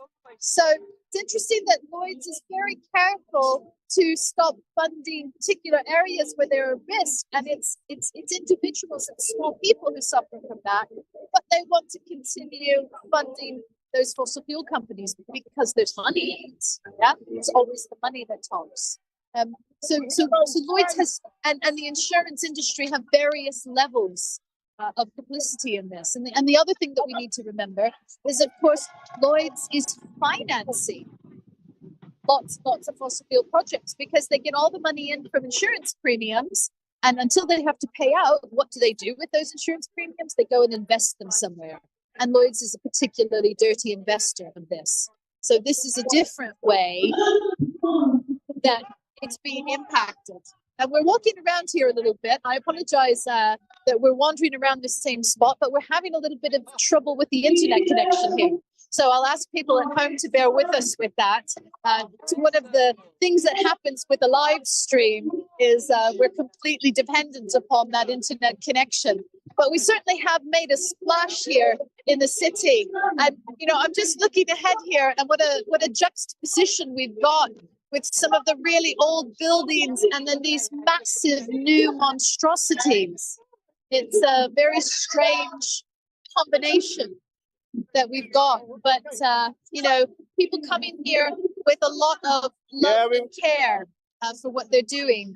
So we've got we found someone to have a little chat to. So I see you're dressed up very smartly here. You've got some money in your hand, and I'm just wondering how you're feeling right now, being a part of this this action here. It's really wonderful. I think the finance world has got a key role to play in doing something about climate change. And I mean, we've been talking quite a bit about how this is winnable, right? Because without finance, without permits, without insurance, these projects can't go ahead. And I just actually spoke to a couple of young women going into the building there, and they said, it's just our job, it's our job. And we're like, you have to somehow make this different. We have to change something. Well, it's absolutely incredible that one of the big insurers, Tokyo Marine, has actually stopped insuring households in California because of the massive climate risks they're facing. Floods, droughts, that sort of thing. And those same insurers are carrying on insuring fossil fuel, coal, oil and gas, which is stoking up dreadful, disastrous climate change. It's just an incredible contrast that those projects are actually increasing the risks that the insurance industry is trying to mitigate against. And that's what's weird, eh? And that's what I don't quite understand is that, you know, these are probably some of the cleverest people from various education education systems around the world, not just the UK, probably from some of the top universities. Yet somehow there seems to be a kind of, it's either an institutional blindness or an institutional unwillingness. And I don't know which I like to prefer almost, because either one is actually kind of disturbing. I mean, absolutely. They're some of the cleverest brains in the country. But I think the word for me there is clever. And clever is different from intelligent and wise. Well, come on, come through. The climate crime scene tape is being unrolled. Here we go. Do you want to tell us about your climate crime scene and why you're doing this? Yeah, well, we're marking this a climate crime scene because clearly this building and the occupants are causing millions of lives of deaths today and billions tomorrow. So we need to call it out and hope that, you know, they see the error of their ways and turn from this criminal path. Thank you very much. We'll carry on. You carry on rolling your tape out. Thank you so much. And we were just, you were just saying, you know, cleverness and intelligence wisdom are two different things. And there's a great temptation in your job to exceed your targets, get your bonus, and that sort of thing. And I think we're all complicit in some way that we lose sight of the big picture when we're doing that. And that big picture, you know, some people think the big picture is coming in like 2030, 2040, net zero 2050. That big picture is real right now. It's happening right now in the Horn of Africa. It's happening in, we're in the middle of an El Nino year. There's going to be fires it's getting crazy out there. Well, absolutely. I mean, the math is fairly simple. There is just a certain amount of carbon we can burn. There's a carbon budget, a finite carbon budget.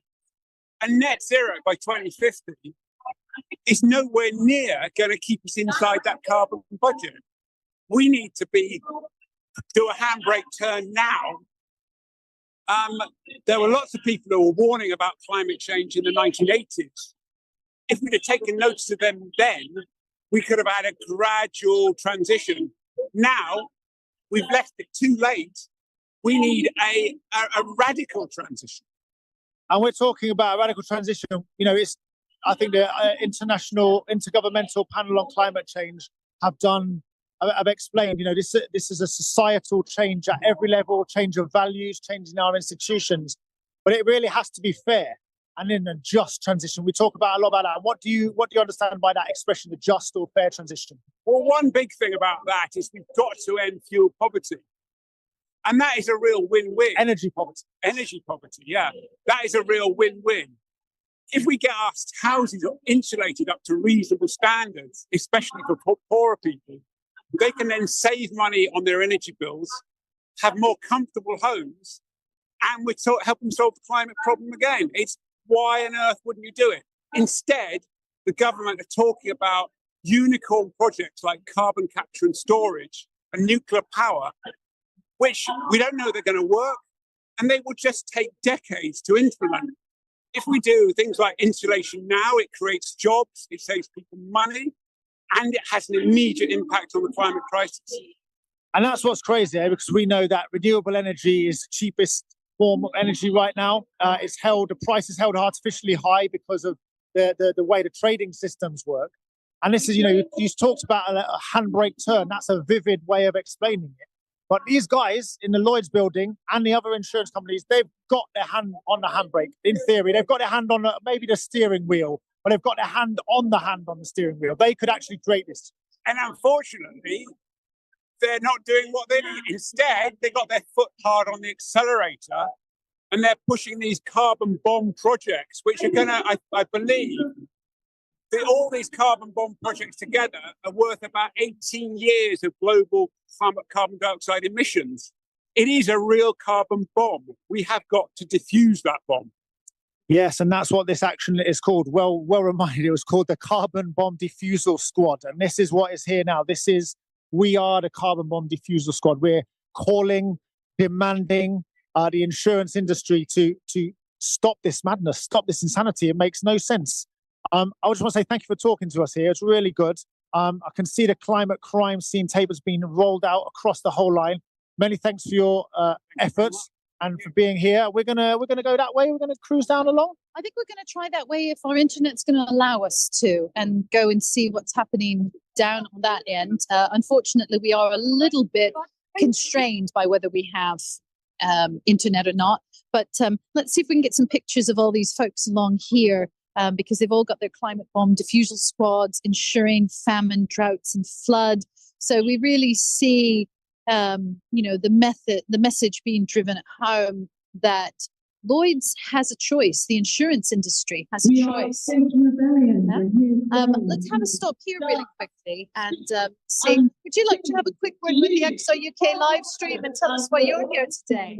Here because Lloyd's and other insurance companies have not ruled out insuring fossil fuel pipelines and work that's going on, new fossil fuel licenses happening, and it's time that they stepped out of it. Other insurance companies have said they're not touching it with a barge pole, so why are they carrying on with it? Time to be a leader, huh?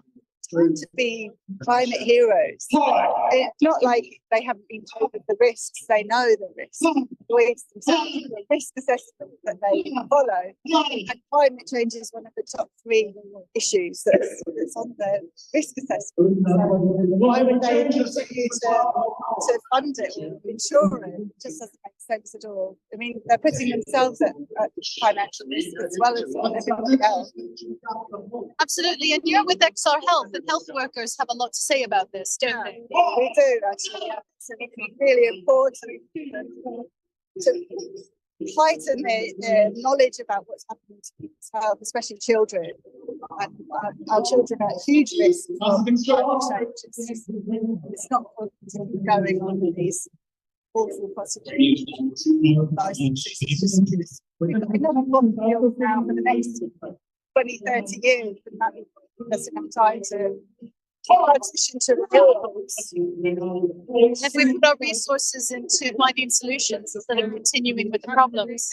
Yeah, absolutely. I spoke to an investor yesterday, and he was investing in fossil fuels, continuing to invest in fossil fuels. I asked, well, why are you doing that? Like, just doesn't make any sense at all.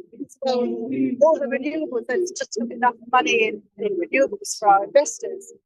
And I said, do you think that might be because the government are still funding fossil fuels?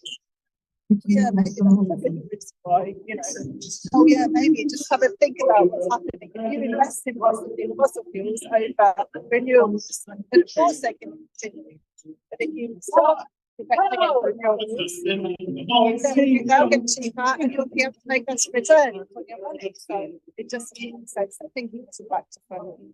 Absolutely. Well, we're going to hopefully, I think what we've certainly done today is disrupt people's thinking. We've disrupted their business as usual. Have you heard that the entire building has left? I had heard that. I heard that they had been told to wear like normal clothes and look like normal people, not them. So we'd already disrupted them. But I'm pleased because my brother-in-law works in here and he's had to go home. I haven't seen him. Yeah, and he's a loss adjuster for fossil fuel. So you get a little bit the inside story from them. No, he's completely stunned. He won't tell me anything. He's furious with me. Uh-oh. He's not talking. So when this goes out, I'll be furious. Maybe Robin's watching. Robin, if you're watching. Hi! Do some funding fossil fuels and stop insuring them. Well, I always think it's quite interesting because, sometimes when we talk about Extinction Rebellion or other climate movements, it's about, disrupting the public and sitting in roads and things like this. Well, we haven't sat in any roads. You're sitting here holding hands. And I think about it as kind of disrupting business as usual, disrupting people's thinking. Like, you can't just go on and pretend that this doesn't exist. We're here. You have to see us. You have to see this problem. We're not going away. Absolutely. And the climate breakdown is going to be disrupting business as usual. But you see huge disruption in our weather patterns and our food supply. And saying that Spain is going to lose, 50% or something of their food production. We rely on that hugely here in the UK. They've already said that our weather is going to get colder in the UK, which is going to mean that our food supply is unstable. So, we've got instability, we've got food instability, and how many other things how many other risks are we going to put on our children? I think that says it all. Thank you so much for your time. Thank you so much. Okay, well, let's see how the internet takes us if we head this way. So again, we've got some musical entertainment going on. I'm not sure how much my microphone picks up about that, but it's quite loud and echoey in this space. And so we've got, local people who it's chilly today. It's quite breezy here. I think you get quite a wind tunnel effect here. And yet people are here to stay. People are here to continue to deliver their message. And the crowds are around looking and trying to make sense of all things. But the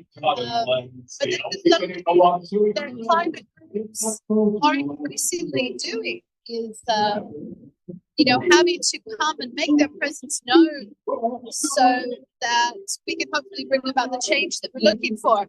So where we're at now, which we seem to still have internet for, which is brilliant, this is the exit that the Lloyd's workers have been streaming out of. I think that stream has gone to a trickle now. There's quite a few police officers here who weren't here when we were down here earlier. But the protesters are here just completely peacefully holding hands. We're the XR UK live stream, by the way. So they're just all standing here as long as it takes, as long as they're able. So we're going to keep moving and seeing. We haven't been down at this end, so we're going to see who's down here and what else is going on, because you have to remember that people are actually entirely encircling the building. So there are hundreds and hundreds of people here from all walks of life who have come down on this chilly February day. I remember going to a big rebellion in Cambridge in 2020, saying I would never go on the streets in February again because it's too cold. But today it's not too bad. So we've got people facing outwards. These people here have been facing inwards because they've been engaging with the office workers as they come out. And again, it's been quite peaceful and non-violent protest that we're doing. Hi, we're the XO UK live stream. Yeah. So this is where the workers have been coming out. They're seeing the banners. They are allowed to pass through. Again, we're allowing people out. We're asking them they can go out, but we're not allowing them to come back in. So we've got connection here. And I think that Etienne is bringing somebody who's going to have a wee chat with us. All right, I've got someone very interesting. Alex, I spotted you standing on your own in a foyer. Was it that one yesterday or somewhere it was similar? They're all kind of glass boxes, right? And you were stood in the middle of this foyer of an insurance company yesterday, and I'm wondering what tell us what was going on, because I was like, that's cool. Okay, I was in Zurich Insurance. So Zurich haven't ruled out ECOP. They haven't ruled out insuring the West Cumbria mine. So these are two very damaging, reckless, deadly fossil fuel projects that we know we need to stop. We know we can't have them. And yeah, Zurich could be the heroes, right? So Zurich is one of these companies, one of the targets of this Insure Our Future week of action. And I just want to ask, because you're a scientist by background, and we've already spoken to another scientist earlier on. What is it that makes you feel that you've got to speak? Oh, I mean, I think when I first got into campaigning like this, I thought that scientists could help sort of inform like policymakers, big business decision makers. And I increasingly realized like it's not an information problem. They know, like the big insurance companies, they've known about the details of climate long, for decades, like before most, they were some of the first to know how bad it was. And yet they continue enabling these like deadly and really reckless projects. So if it's not information, what is? So we're talking like, we believe, I think it's fair to say there's lots of people know what's going on. These companies should know what's going on. So what is stopping the action that we need? I mean, it's focused on short-term profit. It's ultimately just power, right? They can, so they do. They make money off it. That's what the oil and gas, the fossil fuel companies need. They can make money off it. And I can just see there's a whole crew of police arriving just right now. I don't quite know what's going to go on. We'll keep a sort of an eye on it. Are we going this way? Hold on. So Zurich, the Insure Our Futures campaign wrote, so I think it was 30 insurance companies. Zurich replied, and they said, "Oh, you shouldn't target us. We're one of the good guys." And some of XR actually met with Zurich representatives. It turns out, Zurich, I mean, they're not nearly as good as they think, right? They were like, "Oh, we've got some fossil fuel exclusion something." But I mean, that is not, that is ridiculous compared to what they know we all need. Like, so anyway. This is greenwash. It is greenwash. It also makes me feel like these companies are potentially movable, right? And this is why this feels like a really good target, is because insurance companies, they're serious companies. They're quite cautious. There are a lot of like companies in the city that are just smash and grab, right? And in general, that's not the approach that the insurance industry takes. Well, look, Alex, we've got someone to go and speak to now, but thank you so much for being here. Thank you for what you did yesterday. I did see you in that building, and I just thought, wow, that must have been quite a moment, but well done. Thank you for speaking to us. And I think Suzanne's got someone to go and speak to now. Have a good rest of your day. Thanks, Alex. Thank you. So we just want to come over here because this has been a little bit of the quote-unquote coal face of this action, if you don't mind me saying. So this is the area that we were at earlier where we saw a lot of the workers who were streaming out. So that stream has turned to a very slow trickle, but I think this has been a bit of a tense spot. So do you like to tell us what's been going on down here when we couldn't get here because of our reception? Yeah, so I'm glad you're here now. Hi, everybody. So we are guarding this corner. This is our patch now. We are allowing people to leave the building and the premises, but we're not getting people to come back in because obviously the whole point is that we want to shut down business for the day. Every day that this company is able to carry on, they are continuing to insure new fossil fuel projects, which means they are adding to the climate and ecological emergency that we're already witnessing today. Millions of people are already suffering, starving, drowning, dealing with wildfires. I mean, the horrors we're seeing because of climate and ecological breakdown already is nothing compared to what we are going to be seeing in the very near future.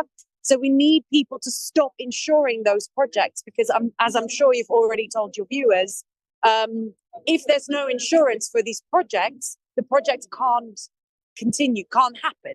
So no insurance, no drilling, no insurance, no digging, no insurance, no pipeline, no insurance, no coal mine. So that's what needs to happen. So we have to stop the people from coming back into this space so that we stop them from continuing their work today.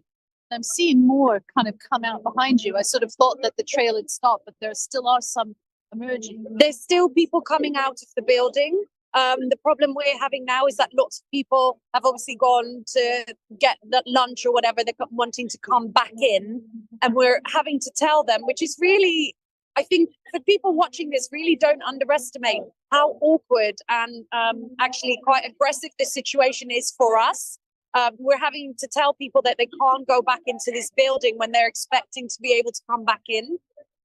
We're telling them that not because we're trying to be annoying, but because we have to stop them from getting to their desks so that they are continuing to insure new fossil fuel projects. And you can see now that the police are actually helping people to come back through our blockade here. So we are telling people not to come in. Actually, a lot of people from the insurance companies have been really polite and understanding.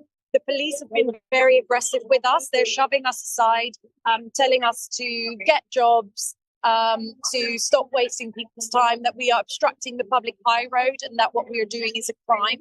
I've already asked them if they would then instead arrest the people in this building who are in fact responsible for the deaths of millions of people. Had no response to that. So yeah, we can't obviously leave here. If we leave here, then we're enabling this company. So here you can see here the police is now enabling insurance people to come back in to continue to insure fossil fuel projects. So that is what we're here trying to stop. And it's not very comfortable to be here, to be completely honest. I can imagine that's really difficult because you've got your conscience calling to you about trying to take a stance, trying to, protect the future. And yet you're just a person, also wanting to live your life, looking at another person, and how you negotiate that, seeing their humanity, and yet also knowing the need to act must feel quite difficult. Yeah, it is. And, people are getting really annoyed with us, and we're trying to explain to them, we're doing this for you as much as us, because we're all reliant on this planet being livable to ensure that we can live and breathe here. But funnily enough, it's actually most of the workers here have been quite polite and understanding. We've actually had some really good conversations, especially with younger employees here who know full well what the situation is. But it's the police have been extremely rude and unkind to us. Sorry. So here we've got a situation where so you can see here that the police are obviously on the side of the fossil fuel companies. They hold the highway. Actually, stop the highway. We have to do this because it's dead. It's terrible. We understand that. But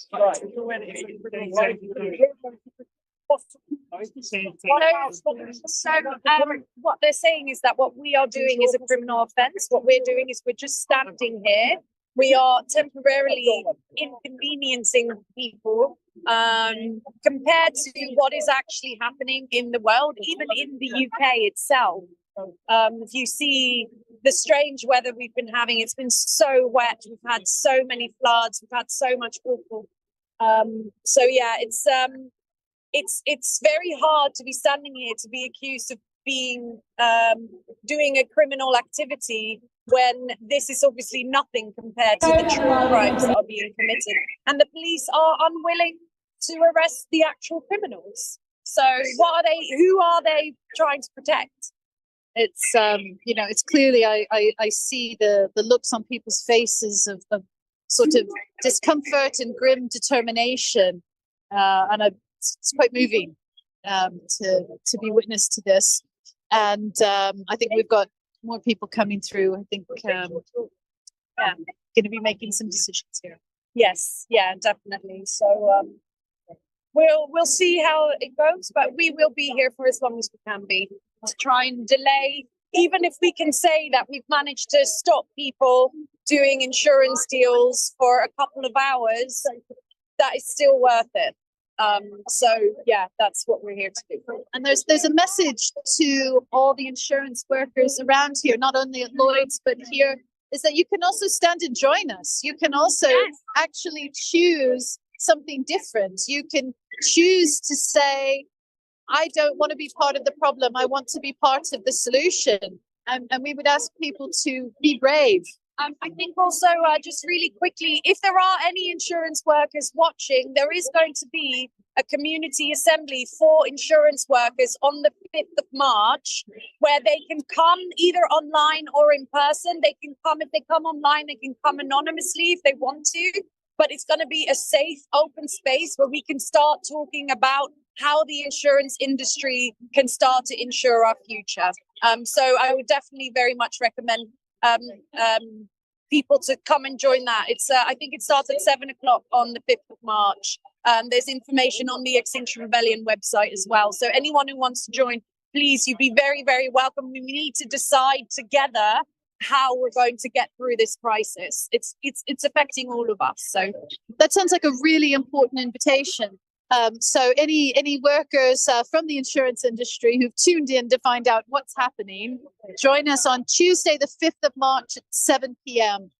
We'll be coming back to you later and seeing what's developing down on this end, because it feels tense. Yes. And we're going to go back to Etienne for a little while. Cool. So yes, I'm just joined here by a friend of mine, David.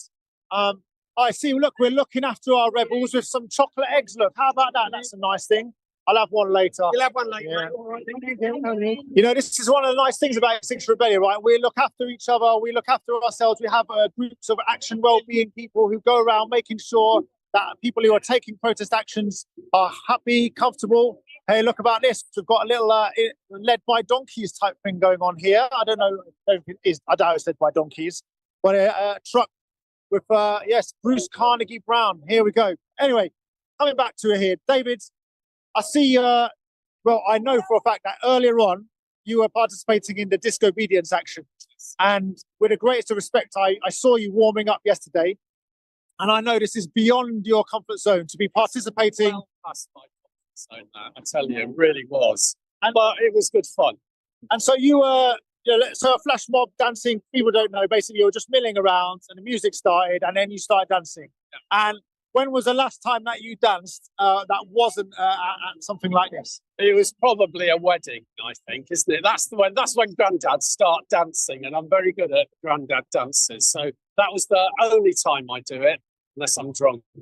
So you were, and this is one thing that we're always trying to explain. This isn't necessarily comfortable work, right? We are feeling called by the seriousness of the situation, by the stakes, to push our comfort zone and to try and do something that's beyond what we would do comfortably and normally. And you did that. How did you feel doing it? I mean, you must have felt it was a strange thing to do, right? But it looked super cool. I thought it was like a good effort. Yeah, it's a strange thing to do, but you're doing it with people who are as passionate as you about what they're doing. So it gives you a feeling of being part of a community. And that's what we need to do, because our politicians aren't recognising what ordinary people are wanting. So we have to push our comfort zones and try and take that message to as many as people as possible. And if you do just a little thing outside your comfort zone, it makes it easier to do another one and another one. I think that's the interesting thing as well. We know that surveys suggest that about 80% of people in the public, regardless of age, gender, political persuasion, are seriously concerned about the climate emergency. So 80% of the people are worried about this.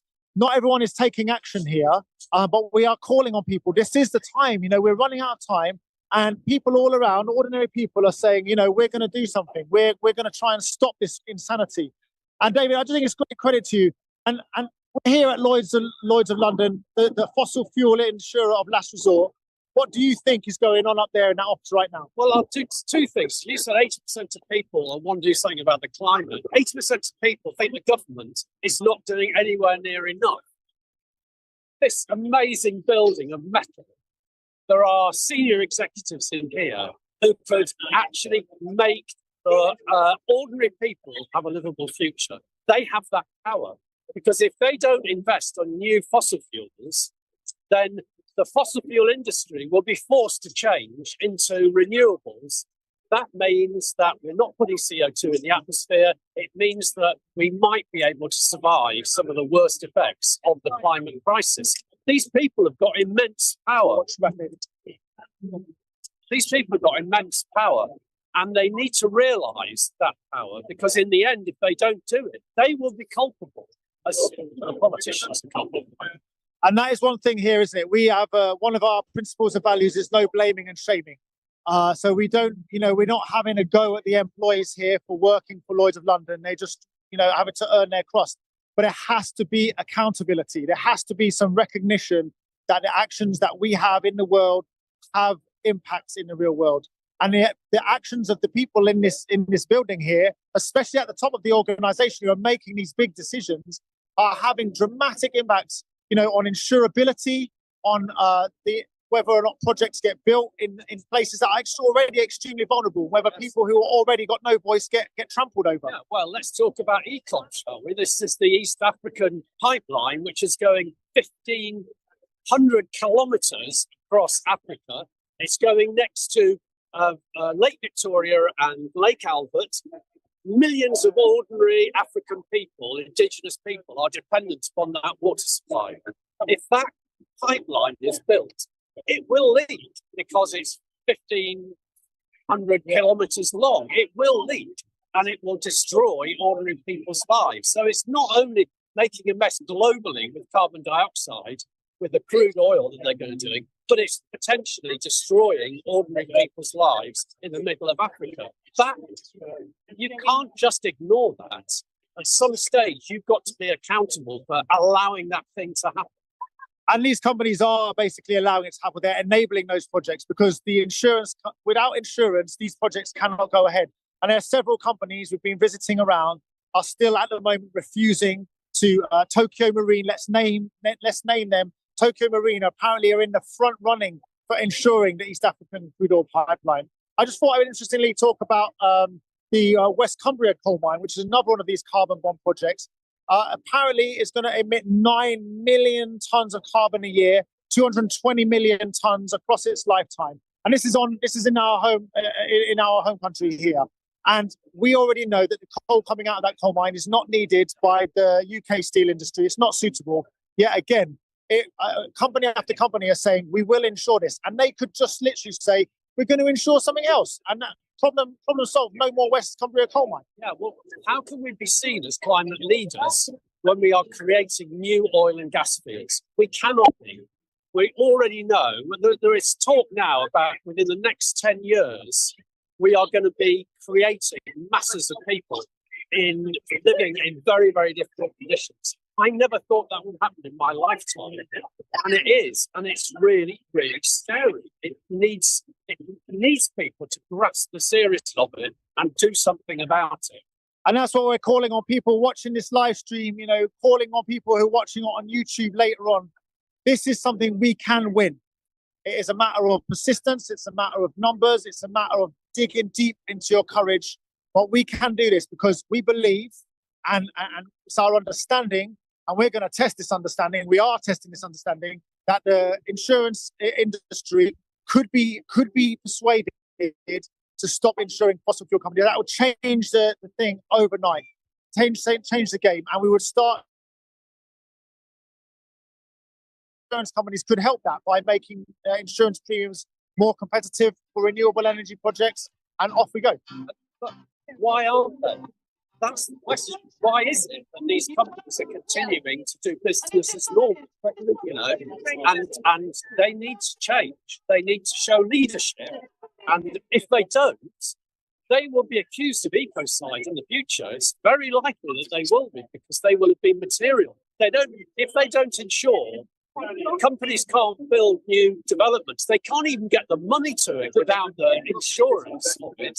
So these companies are incredibly powerful, and they need to be accountable to ordinary people.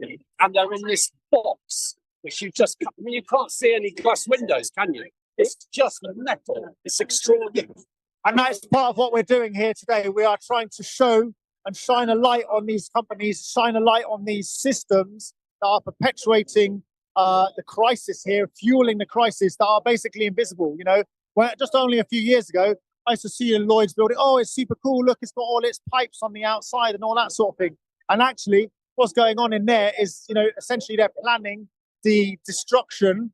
They're facilitating the destruction of habitable Earth. And that, to me, is crazy. We've talked to loads of people, and they're either, you know, we've asked people, what is going on? Why are they doing this? And it's either because they know and they don't care, and they're trying to get the short-term profit, or they don't know. And it just doesn't seem likely that they don't know. And to be honest, all those 80% of people that we were talking about right at the beginning who are frightened of what's happening, they've got to do something. They can't be passive in this situation we're in. And not that many of them need to do something to have a big impact. And that's what we're calling for. We're calling more people to get active on climate. And if we don't do that, the 1.5 will slip away from us. Before we know it, it will be gone. Okay, thank you, David. Really appreciate you being here. I'll go and let you join back onto the line. I'm going to have a look at, thank you very much. Suzanne, how are we doing? We've got someone else to chat to? We absolutely have somebody who's well known. All right, here we go. I'll go. Am I going to chat to you, or are you going to chat to us? What do you want to break, my love? I'll have a little break. Yeah, you have a little break. Right. Brilliant. Yeah. We've been here a long time at this, but it's brilliant that you've all stuck with us, and it's brilliant that the people here are standing strong and firm together. So I've got a lovely lady who has been doing this kind of thing for a very long time. A few years now, yeah, absolutely. I've been involved with Extinction Rebellion since very near the beginning, early 2019, I think. And, you know, it makes my heart sing, really, to see us out here still, you know, holding steady on what matters, what absolutely matters. And how people have stuck with us despite, you know, these draconian laws and everything that makes it difficult. You know, it makes it a little more heroic to keep coming out. So I think this is wonderful. Yeah, if you actually come over this way a little bit more, we can see a little bit more of the action that's happening behind us here. And how does it feel with, you know, knowing the way that the laws have changed since we first started coming onto the streets with this? How does that make you feel? Well, I mean, it makes it more difficult to encourage people to come out. I mean, in some ways, in a very unpleasant sort of way, it also is a sign of our success, you know, that the government have acted with so much fear, really, to, you know, and suddenly we're these extremists, we're these terrorists. I'm not an extremist, I'm not a terrorist.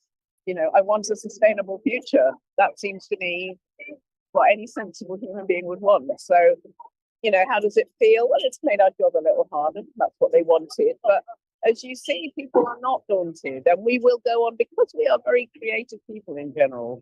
We'll go on finding creative ways to get out here and to try and reach through to big organizations, but to ordinary people. You know, these organizations, they're people. However daunting the buildings may be, they are human people in there, just like me. And hopefully they will also want a sustainable future. You know, but it's not easy. Absolutely. And what you see is, you know, we've got the idea that these protest laws are, you know, some of the worst in the world now. It's what we've been told, which is a bit shocking. And yet what we see here is an outpouring of people who really care. Absolutely. There's strength in numbers and protection in numbers. Absolutely. And that's why it matters so much that we come out in big numbers, and it always has. And, I think that's Extinction Rebellion's particular angle on things, is that we always want to come out in big numbers. We want to make alliances with other organisations and people who also are really passionate about seeing green transition, seeing a transition away from this insanity. I've been around this for a long time, and I'm still shocked by the complete insanity of it all.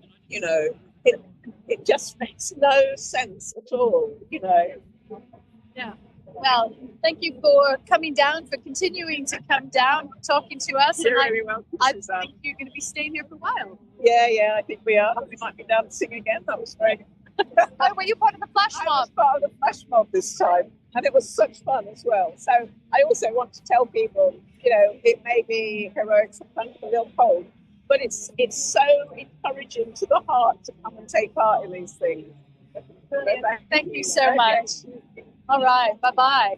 Okay, back to you, Etty. Yeah, I found Jenny. And Jenny, I know you've got really strong feelings that have brought you here today, and I thought it might be nice to hear them, if that's right. Right, well, this is the honourable thing to do, is to be here to protest now, because in this building, just to the side of me, there are people who are destroying the future of the planet. Life on Earth, as we know it, they are culpable in the destruction of that in ecocide. So I have a personal reason for being here. My son died in 1984 from a cot death. I wasn't able to protect him. The number one job you should do as a parent, But I now have two lovely grandkids, and they're 6 and 8. They're innocent.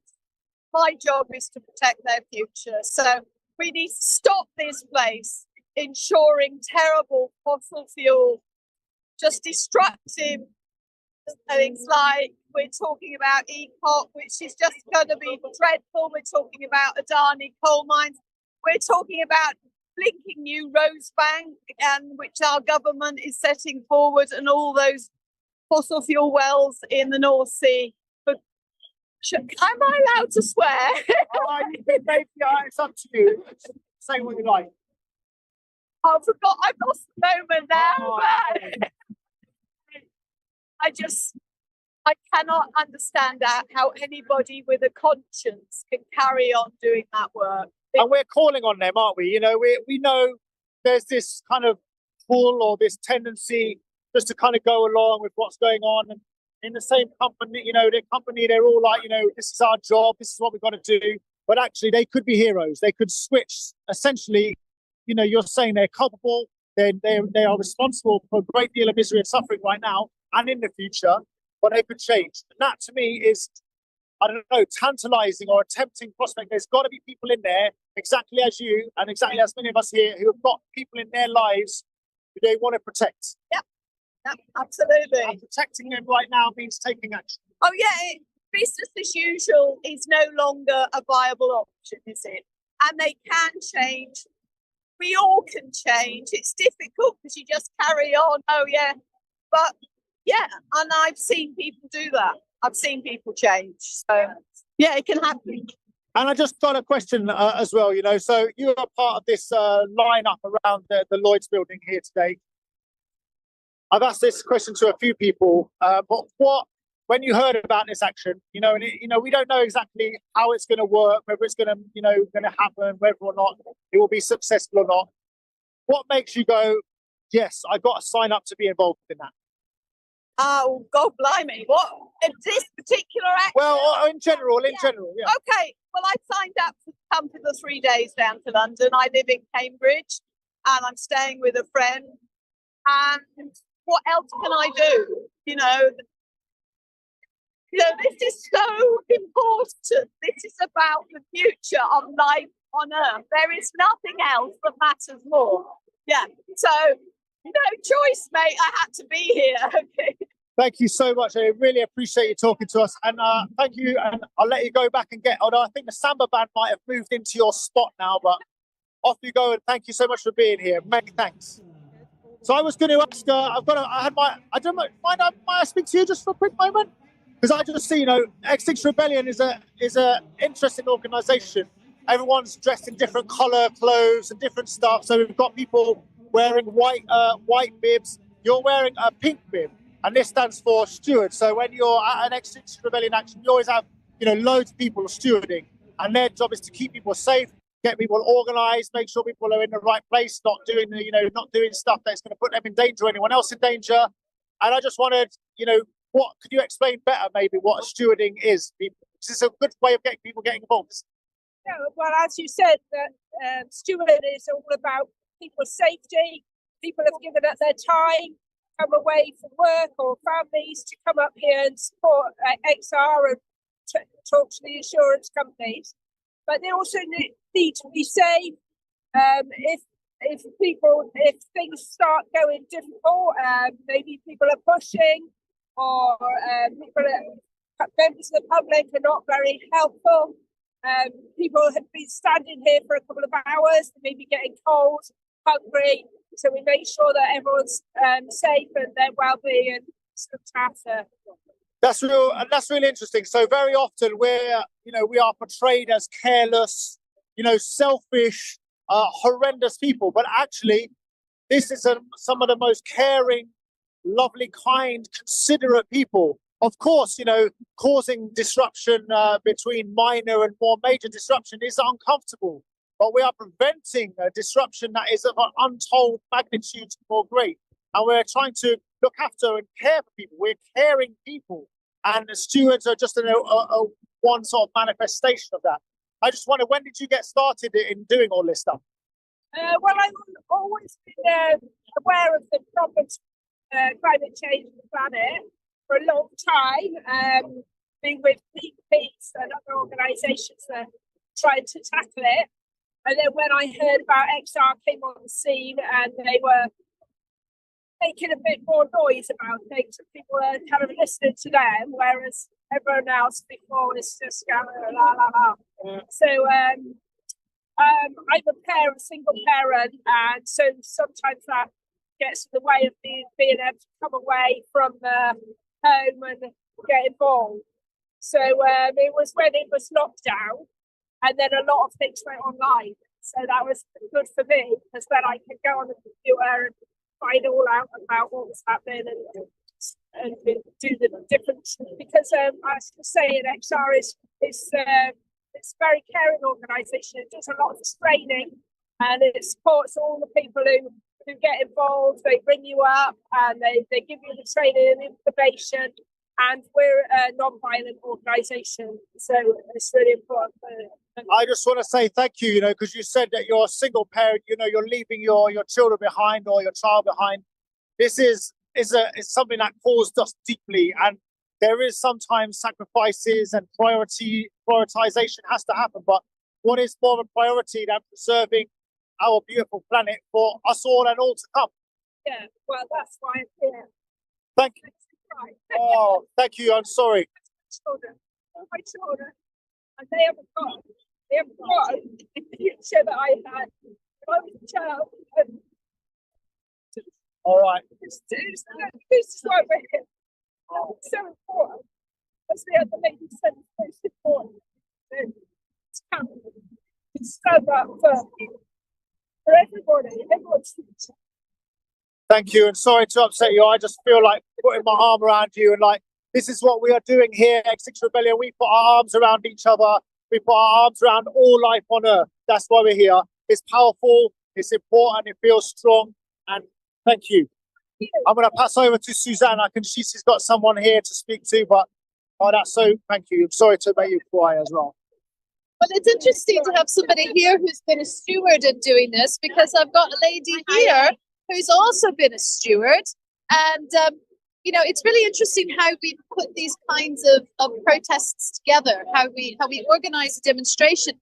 We were talking earlier about how, there's a lot of peace and a lot of love amongst this, that although we're dealing with police who maybe don't think we have a right to be here, that we're actually, XR is made up of people who really want to do the right thing for the planet. So we spend a lot of time training people to be stewards to keep the watch safe. And then we also have people who we train as what we call de-escalators, who try to bring tensions down. And you've had an interesting experience between both of those, haven't you? Sure. Normally, I sort of tend to be a steward. And this day, I try to join the de-escalators. And as I was mentioning earlier to you, it's because I can feel my anger growing and growing and growing when I'm unable to have proper conversation with people who perhaps are too frightened to engage in a conversation, but they prefer to throw abuse at you or even use physical, if not violence, but aggression. But I think it's really important for them and for us, partly because it is important that people understand why we are here or in similar situation. And for us, it is important because it does help us to manage our own emotions and have that sense that we are actually passing on a message to other people. And in terms of stewarding, it's a bit like insurance stewards. You couldn't have a demonstration without stewards. It's the equivalent. You can't have a coal mine or a new project without insurance. So it's a comparison. Yeah. Well, good. I think sometimes the de-escalators are the unsung heroes of these things. I've spotted a de-escalator we can go and have a chat to as well, if that's all right. Is that okay? Another de-escalator. So thank you very much for your time. So much. Cheers. All right, I've just seen him off. Hold on, I'm going to go and grab him. Out of this spot we've been in, we'll continue to hope that we've got some good internet signal as we head this way. There we go, yeah. Here we've got a de-escalator that Eddie's going to talk to. Cool. Thank you, Suzanne. So we're just standing here just because it seems like a good spot. We can see all the scene and it's a handy location. So de-escalators, might you just turn around and give us a twirl? So it says non-violent de-escalation, right? So your job, well, how about you tell us what your job is and what your role is? It's not your job, right? You're not paid by escalators. I'm not. People do ask and I say, I wish I was, but I'm not paid. So I suppose how I see our job is to assist with action to make sure that the commitment to non-violence is kept. So that doesn't mean that we don't try and disrupt, but it means that we stop if there's a chance of people, either our side or the police or anybody else, being violent. We speak to car drivers who might be angry, just to explain what we're doing. And once they understand, they're normally quite calm and prepared to wait. If there are situations like this where people are trying to stop people to come in, I try and make sure that nobody is getting violent. And that's our job. We can't stop everything happening, but we can do our best to make sure things are peaceful. And just being there hopefully makes police less likely to be violent themselves. Yeah, so this is the interesting thing again. So challenging the portrayal of an organisation like Extinction Rebellion in the press.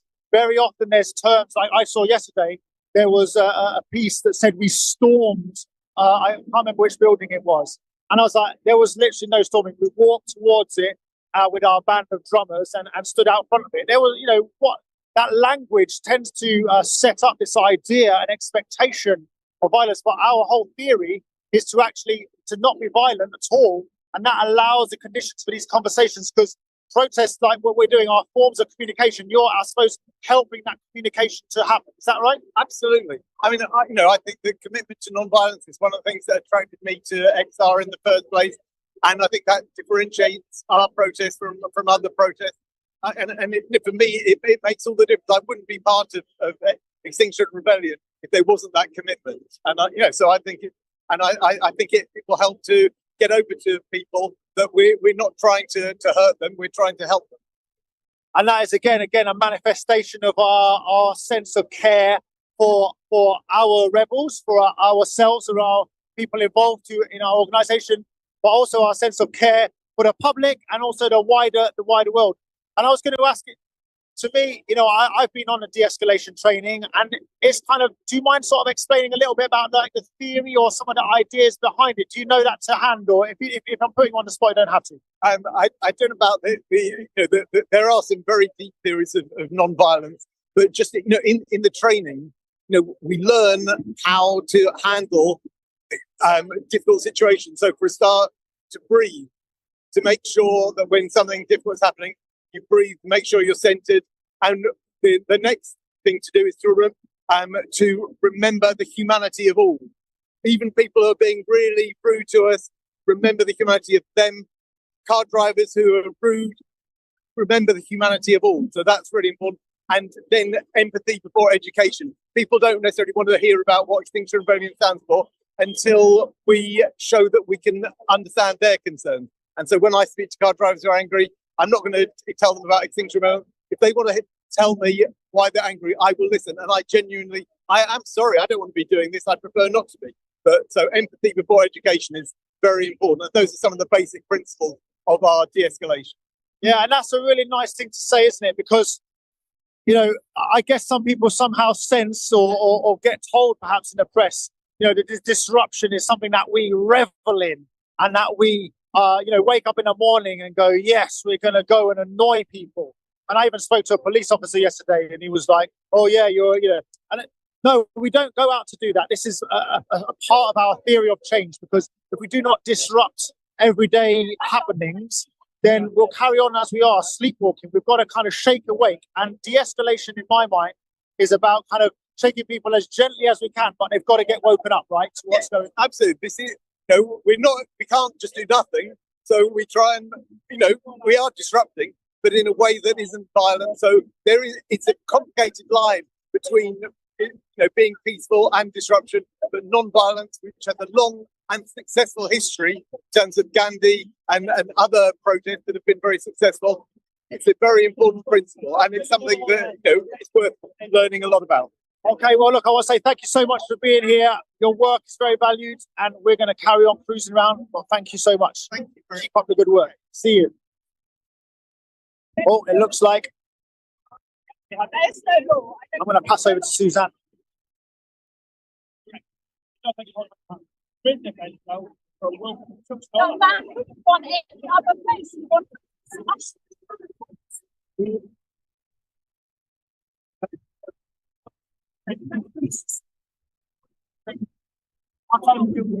And I've seen people trying. So now my colleagues can tell people if they want access to the building, they come under here.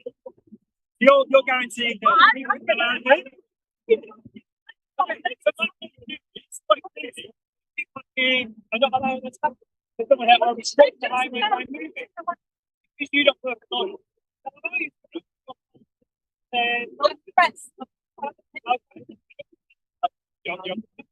you don't work for them.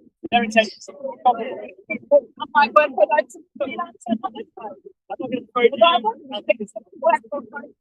You said maybe 2 years ago, I'm not going to throw you.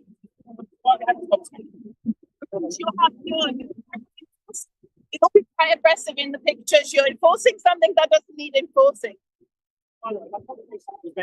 With yourselves. There's a member of the press actually who is challenging how the police are behaving. There was some quite aggressive pushing going on here. You don't have to talk to me. I'm just explaining to you that you're actually stopping them from this barrier. It's a I think it's a really interesting situation that we're in here. So we're encircled in Lloyd's building very peacefully. We saw like Lloyd's employees streaming out in large numbers earlier, and I just want to check what's going on there because I arrived slightly late. Are you a press? So you're a member? Observing and reporting on what I'm seeing, and about I don't know what time, but 2 women who were holding hands as part of the chain. A man who came back looking from the gym or something smashed through the hands. The officer came straight at the women and said, "I can do you for assault." Well, this is an interesting situation. I think this is quite, we see the police lining up around here behind these beautiful, peaceful protesters. And it sort of says a sense that they are protecting Lloyd's of London rather than protecting life on Earth. And that is, I don't know what you think. To me, this is one of the strange things we see. The officer just said climate change and climate destruction is a moral crime. I don't understand that really. I mean, it's mad. I'm laughing, but yeah. I mean, it's 2024. My friends in Bangladesh are literally dying and so ill at times from the climate impact. The water, people think the water is going to rise like this, but the water is going to rise inland and make everything saline. So drinking water goes. That's already happening everywhere. And the police still say It's an opinion. It's a moral crime. Yeah. So this is the thing, we know that climate science, what's going on is physics. It's not a matter of opinion. We know, we can see the records, the temperature records have tumbled in a most shocking way last year. There's this, what we call non-linearity. Sometimes you hear this as a scientific expression where stuff is just kind of going like this.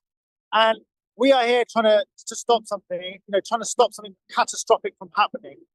But as a member of the press community, I don't know if that's the correct term, there is a real crowding out of sensible reporting on what's going on with Extinction Rebellion, what's going on with this crisis. We see. Well, a lot of us, as a freelancer, you don't even get your work published anyway. So.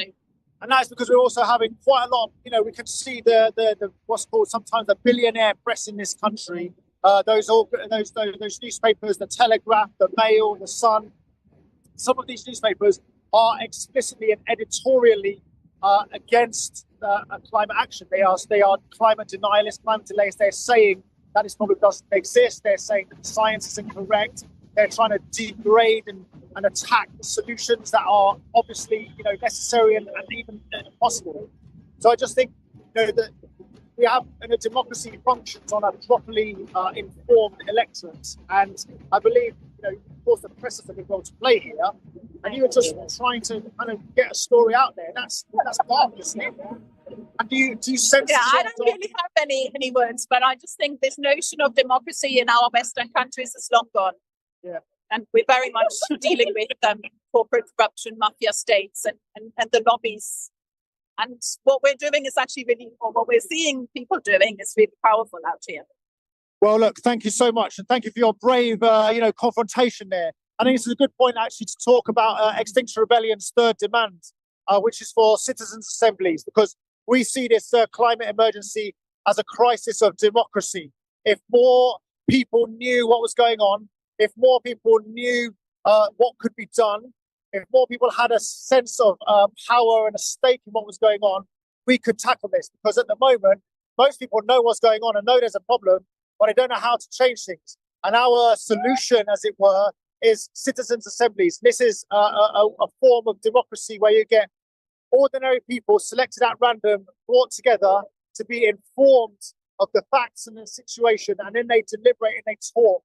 And this selection of people from society is a random selection, but also a representative selection. So people from all walks of life coming together. We trust this process when we have juries all the time to do justice. And in citizens' assemblies, these are for thorny issues, for thorny problems, which politicians don't like to kind of grapple with. These issues have been tackled by citizens' assemblies, for example, in the Republic of Ireland around abortion, the abortion debate that had a citizens' assembly which happened.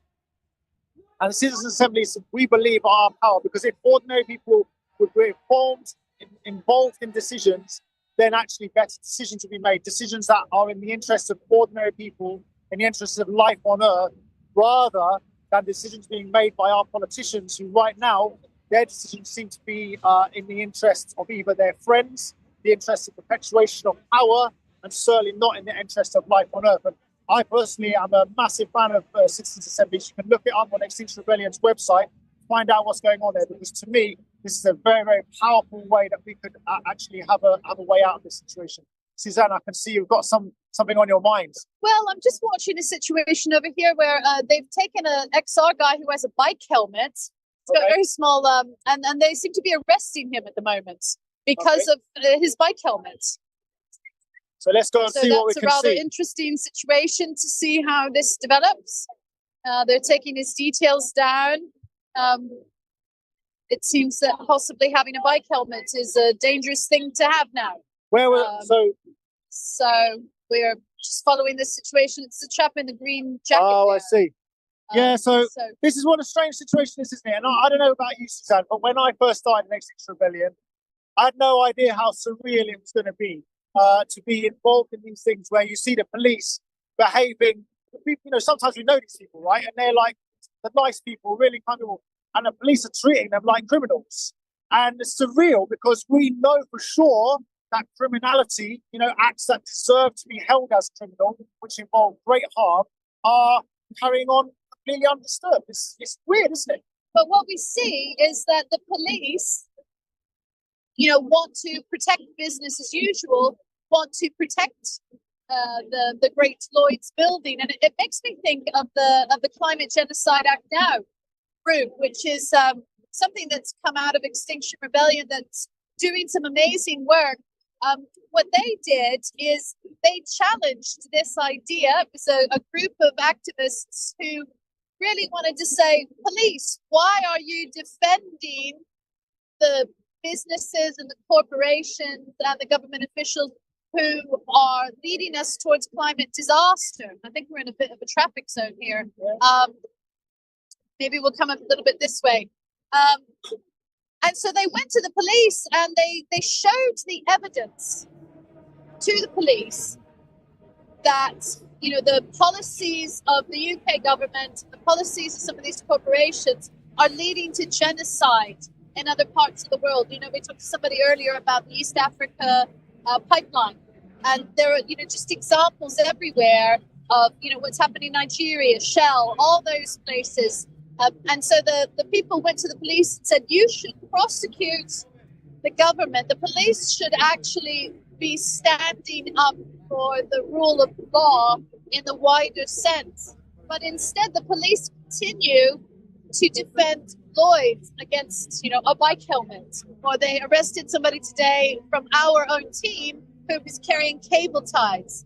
And so it's interesting whose interests they are responding to.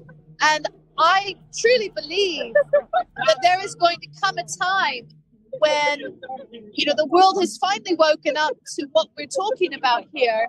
And the people who chose to be on that side, the people who chose to defend what's happening in the developed countries, in the places where fossil fuels are being extracted, who defend the fact that 40,000 people in the UK a year die from air pollution, they stand on the wrong side of history. And it's time for them to hear that they need to choose. And I choose life. Thank you. Yeah, it's true, right? And I'm just checking out what's going on here. There's people walking past. It's a really interesting thing to stand by and do a bit of people watching at actions like this, because we are obviously causing a scene, right? There's a lot of noise, a lot of drumming, a lot of colour, a lot of people standing around. But you see people just walking around, people with their kids.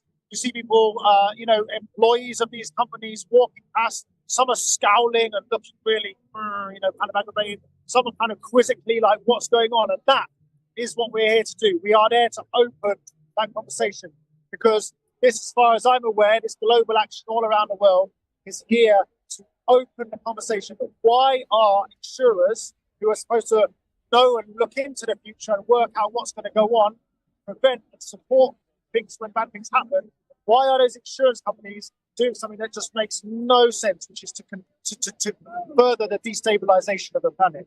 And so you get people kind of looking, and we have people, see people handing out leaflets, trying to engage people. Of course, sometimes we have a tough crowd, but other times, these leaflets just fly out. Yesterday we ran out of leaflets. We ran out of leaflets. People want to know what's going on, and then we start to say, people kind of like go, that makes no sense. And all we're doing up until now, no one had asked that question. No one had revealed this crazy madness. And I think that to me is why we're here and why it's really good that we're here. Yeah, absolutely.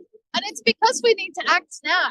The fiction of the fact that we can wait till 2050 to reduce emissions, that fiction is actually leading to death. And so we've got to be here with this kind of urgency, with this kind of, we're literally a bit in your face, because it's the only way that we can get the attention of the people here to understand the depth of the crisis that we're facing, and that we can't delay any longer. Yeah, thank you. And that's the strange thing, isn't it? Again, that's kind of surreal quality. Is that I sometimes imagine it's like the kind of a house is on fire. We talk about this all the time, and it's just like a house on fire in the middle of the estate or whatever, and it's burning, and no one is like doing anything. And people are just walking by, they're on their phones, or they're like, just, thinking about stuff. People have got busy lives, they've got their heads down, they're kind of nose on the stone, whatever, trying to like pushing along. But we're here kind of like guys, there's a fire here. And right now, this week, we're saying there's a fire here, and there's people out there who are actually like fueling the fire, and no one's saying anything. This is crazy. And why? How can we let that continue? We're good people. How, as good people of good conscience, can we stand by and let this madness perpetuate? It seems to me we have to do something. Yeah, absolutely. You know, we're called by conscience to be here, and you know, it's cold, it's chilly, it's windy, and people are still standing here. I was asking people a few minutes ago, you know, how much longer will you be here? And they plan to stay till the end of the day, at least, or as long as even longer. But they want to make sure that Lloyd's can't carry on with business as usual. They can't go back to work. They're going to have to come past here. Oh, Suzanne, I found someone to chat to. It was a very fetching pink umbrella. I think she's just having a little... Excellent. I know she's just gone off to it, but don't worry, that's how it works. She's going to come back. Everyone's kind of, you know, interestingly about, it's a good thing to talk about Extinction Rebellion and the way we're organised, right? And sometimes it looks a bit disorganised and sometimes looks a bit chaotic. But that's because in Extinction Rebellion, we have these principles and values. And if you are agreeing to abide by the principles and values that we have, principles of non-violence, and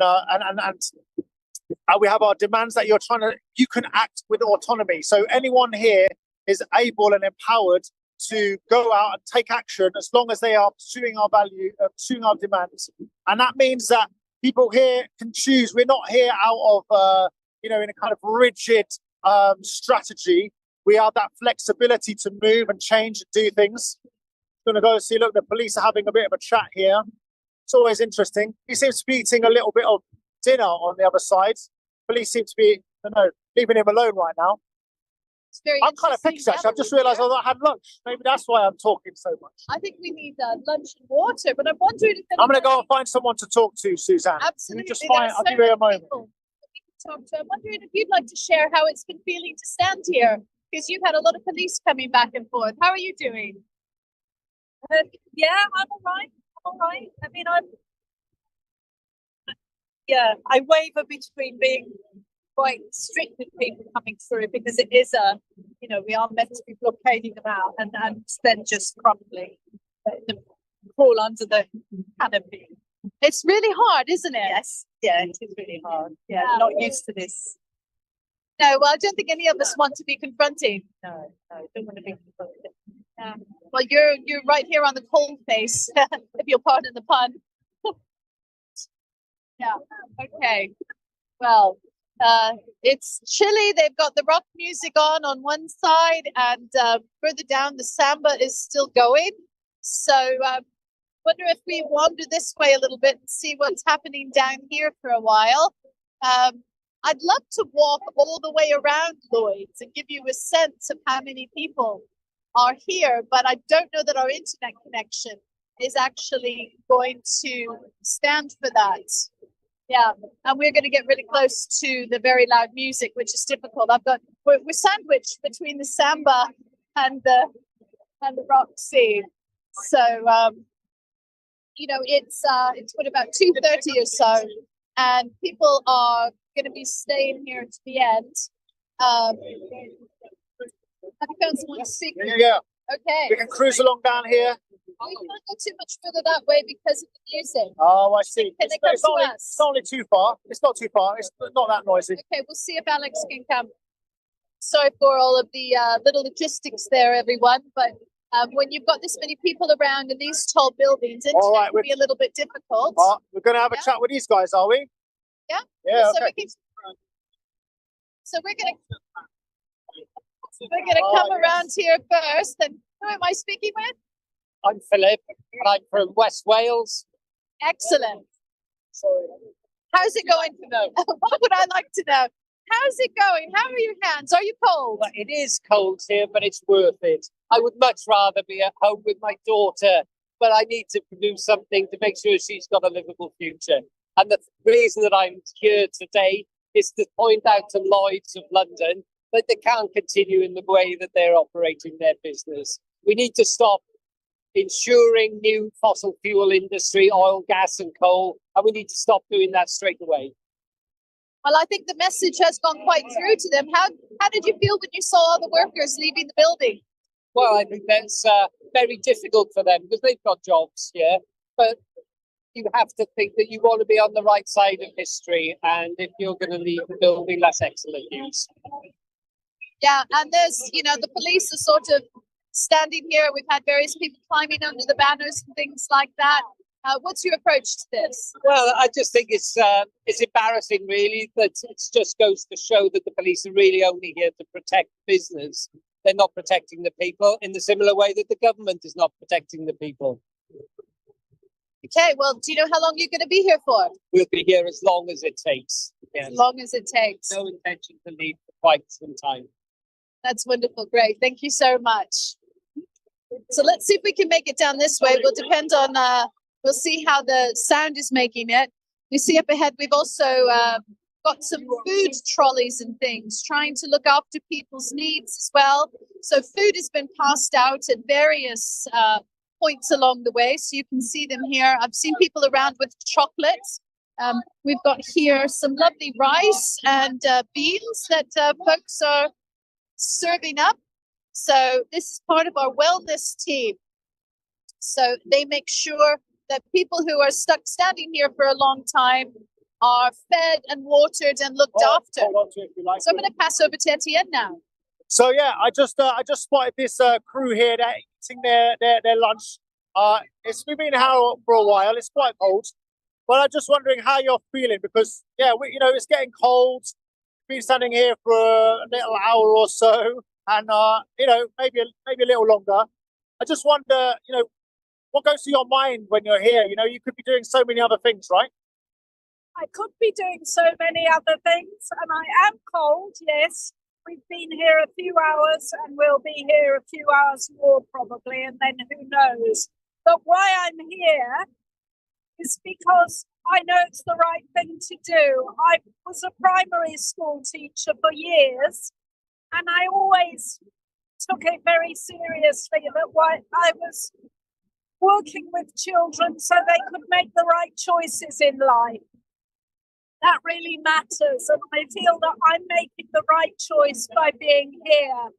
Last year was the warmest year in history. This year could be even warmer. We see in the global south the evidence of climate devastation all the time. I have family in Zimbabwe where there is a drought at the moment, and it's directly linked to climate change. So I feel very strongly that I want to stop the devastation that is going on. In this building behind us, Lloyd's of London, there are loads of insurance companies that are directly funding fossil fuels. And that's why I'm here. It's not okay for them to profit from the climate catastrophe. And the fossil fuel industries would not be able to drill for new oil, gas and coal if they were not insured by these companies. And that's what's strange. Again, we've talked to loads of people about this strange situation where these insurance companies are just doing something really, really foolish, basically, which is to destroy the basis of their business, which is to make our planet uninsurable. I just want to go back a little bit. You said something, you were a primary school teacher. And I kind of went through this myself as well. I was working, to support, thinking about how to help people live better lives after my career and wanting to sort of share the information and sort of talk about the future the whole time, and working in education is about the future as a kind of faith in the future. But right now, the future that everyone thinks we're headed towards, it isn't there anymore because we already know that we're locking in high levels of sea level rise, droughts and famine happening already, crops being disrupted. I don't know if people realise that the potato crop in this country is down 20% this year, okay? Which is, we'll get our potatoes from somewhere else, but that can't carry on. That's just not sustainable. So that change of your mind when you start to see, I working with young people and talking about the future, this is more direct. It's more like standing up directly for the future. Yes. It is, and the choices we make now are about the future of the children that I talk to are growing up, and every one of us has a role to play in that. My eldest daughter said she felt she couldn't have children because what world would she be bringing them into? But actually, I think, and I'm pleased to say, she's more hopeful than that, because by taking action, you are building the future. And to everyone out there, it is possible that we build a future. It is true that tipping points are being reached and 1.5 has already been passed. But there is still, we need to build our resilience, we need to work together, we need to imagine a future, and then we need to work towards it together. And if you look at all the people here, that's exactly what we're doing. I think it's interesting as well, because we've seen a 1.5 degrees line being breached, and the idea that's put around, and lots of scientists say, this is a dangerous moment. So 1.5 degrees was set as an idea, really, to say, we really have to stop doing that. But 1.5 degrees isn't like the limit. It's just an idea. We have to fight for every fraction of a degree, every kilo, every ton of CO2 that goes into the atmosphere makes things worse. And as we make things worse for a while now, but from now on, we really know that this is the moment. So this idea of 1.5 degrees being like dead or alive, the debate is, will we come back? Will it be 1.4 next year? Blah, blah, blah. It doesn't matter. It's academic, because what we need to do is to stop CO2 getting into the atmosphere. And do you feel, this is how I feel, I'm just wondering if you don't have to agree, but I feel that regardless, we have to fight, because there's no other thing to do. When you know the truth, we have to try and stop this from getting worse. Doesn't matter if we win, we have to try, because we might slow it down.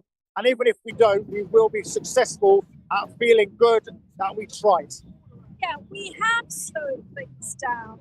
The last, in 2021, there was another action at Lloyd's, and some underwriters stopped funding the Canadian tar sands. So we know it works. We have a mountain to climb, and 1.5, yes, it is a figure. But every little move that we make, every choice that we take counts, and we're all in it together. So we all have to do this together.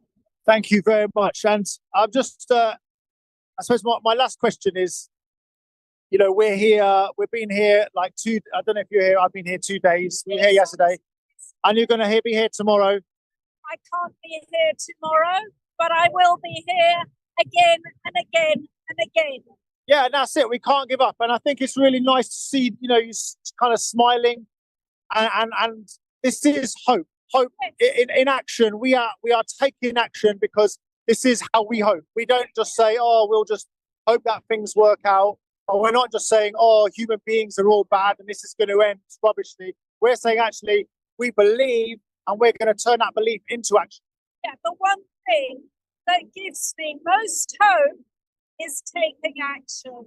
It's when I'm out talking to people who maybe don't agree with me, but just talking to them and being alongside others who believe that change is possible. That is what gives me hope. And I'd say to anyone, try it. Action gives hope.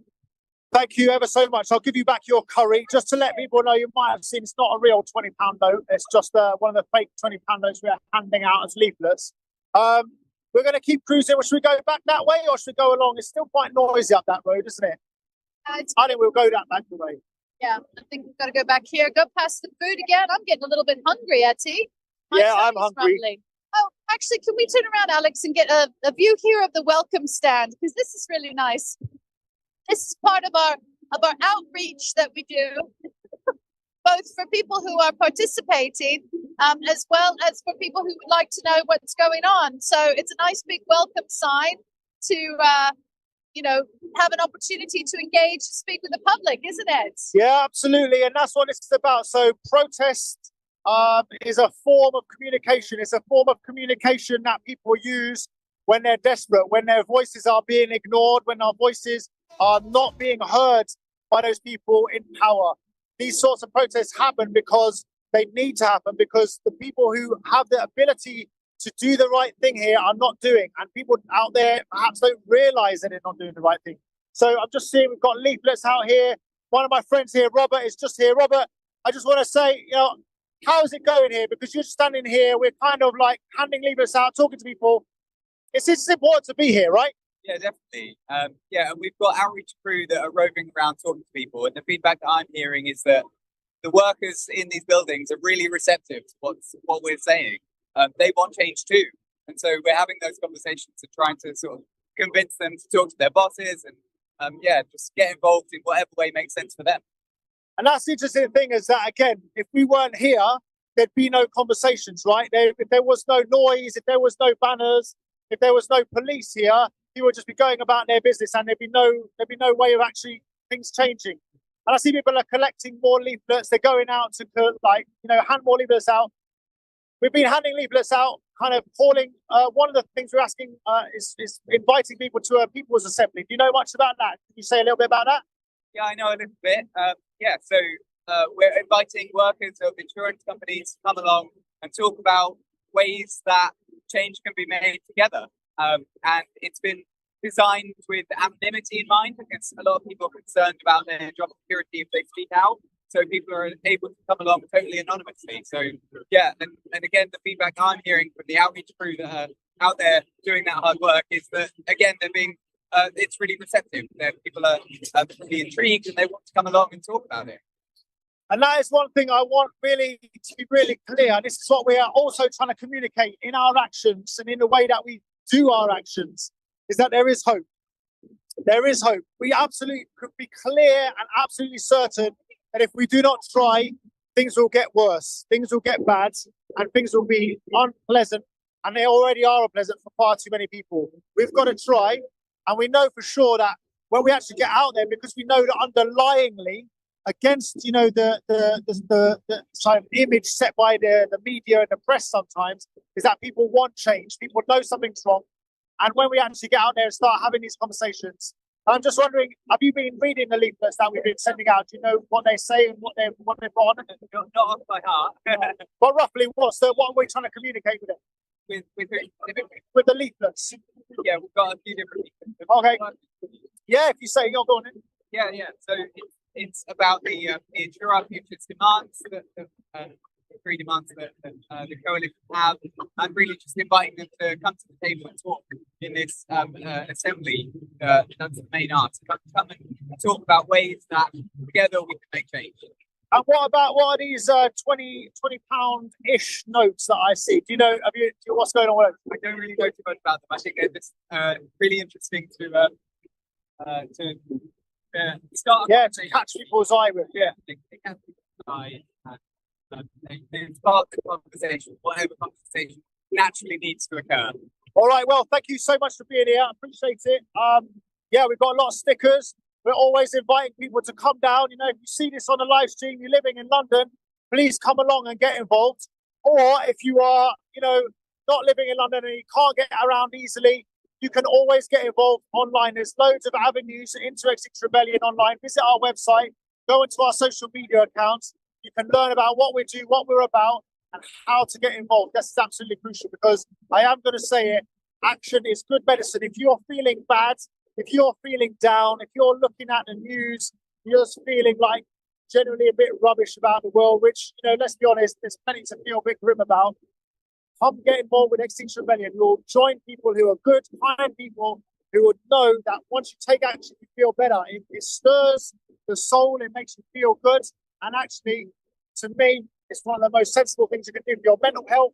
And it's also an investment in your future, because frankly, if you don't invest in your future, who is going to? We've got to get out there and do it. Absolutely, we do. I think, Etienne, we're going to walk down here just a little bit, and we're going to give the people at home a little taste of a samba performance, because often when we're doing things, we're talking, and people can kind of hear the samba in the background. But I'm going to give them just a minute here without us talking, and then really experience. You get a great view of the samba here, and it creates such an amazing atmosphere. So over to the samba for a few minutes.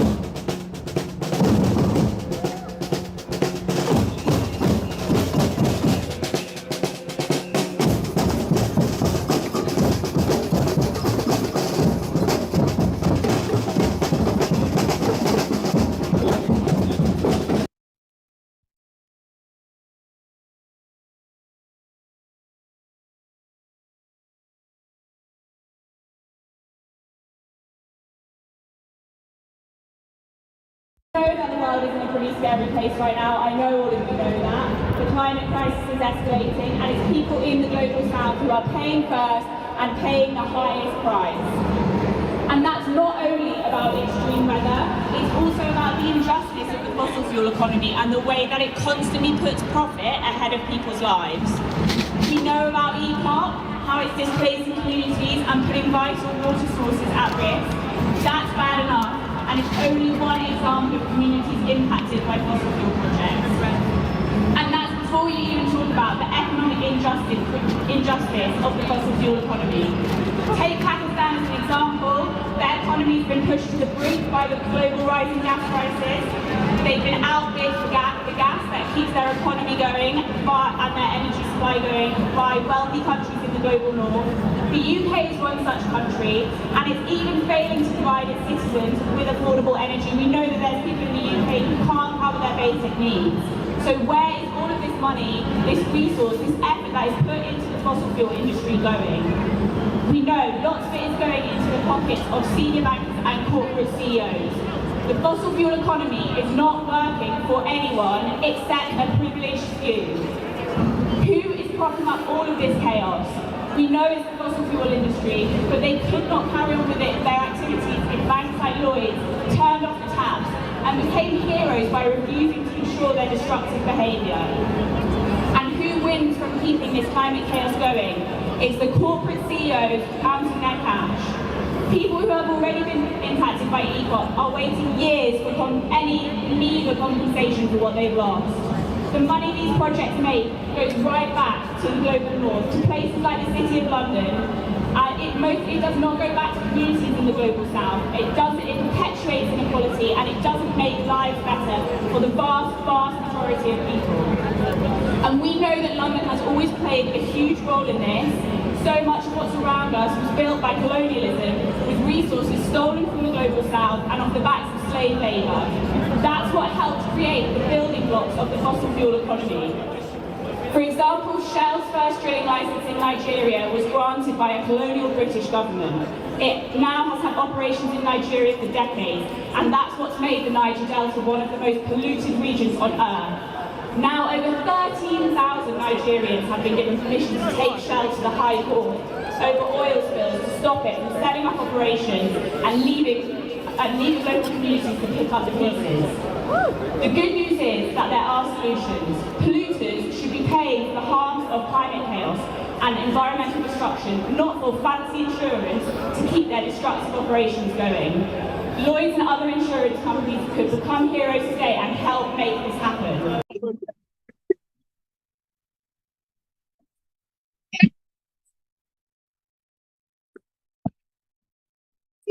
Got the campfire out now, dancing to the wonderful samba, and kind of playing a little bit of a waiting game here, if you will, because the people who are pulling hands, all the way around the place.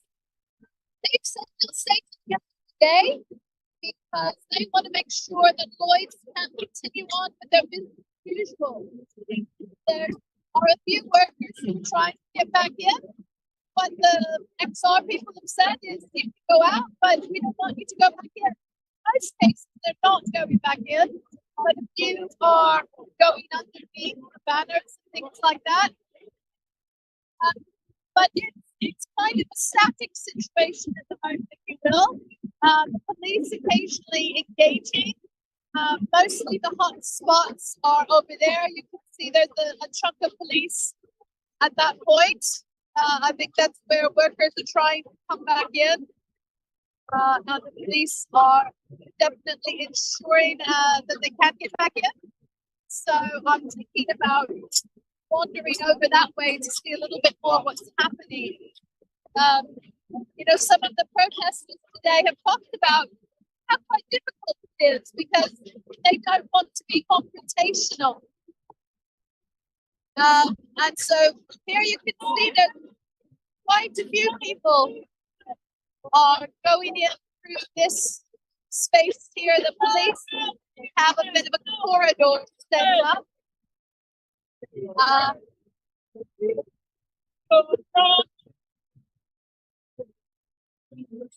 But this feels a little bit tense here. You can see several of the office workers from Lloyd are trying to get around people.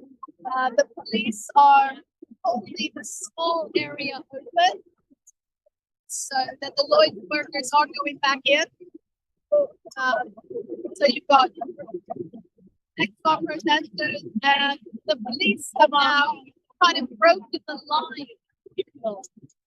So there had been a line of people who were holding hands. I think if we come around here, we might get a better view of what's happening. Let's try to have a look here. This kind of creates a hold in the hands. So the hope was to be completely encircled, but they're not encircling it. Now the police are determined to be able to escort various workers back towards to continue to work. Trying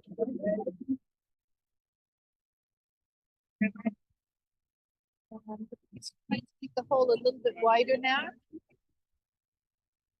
I see a little bit of pushing going in here.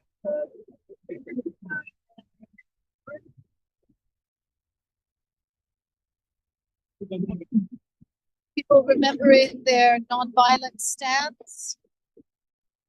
Not always an easy challenge. It's such a moment here.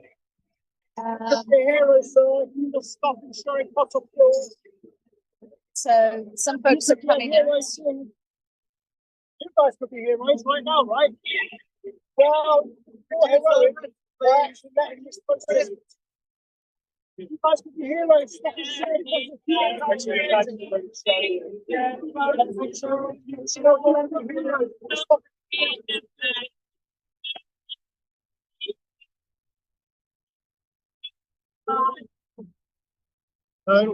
So quite a good chunk of folks are finding their way back in. The police are determined to make that space available. They're walking through.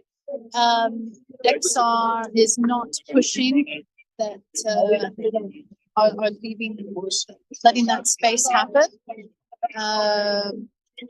And so there is the break that you can see in the encirclement. Fortunately, not a lot of shoving going on from the Extinction Rebellion side. Looks like more people are going out than going in. But I have seen probably 20 people go in. Could be a hero trying to stop the projects. What do you think about you doing today? I think they do more. And I do. Guys, I know you're trying to block it down. Please. No, we've been told to come onto the pavement. We are trying, and unfortunately, You guys are trying to shove it like stop it, get it out.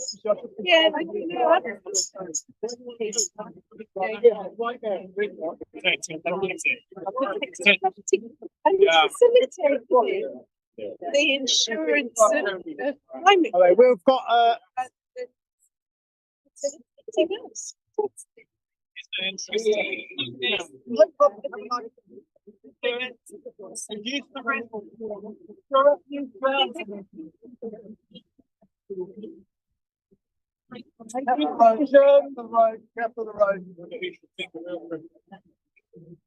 So people are shouting things like, please make good decisions and ensure our future.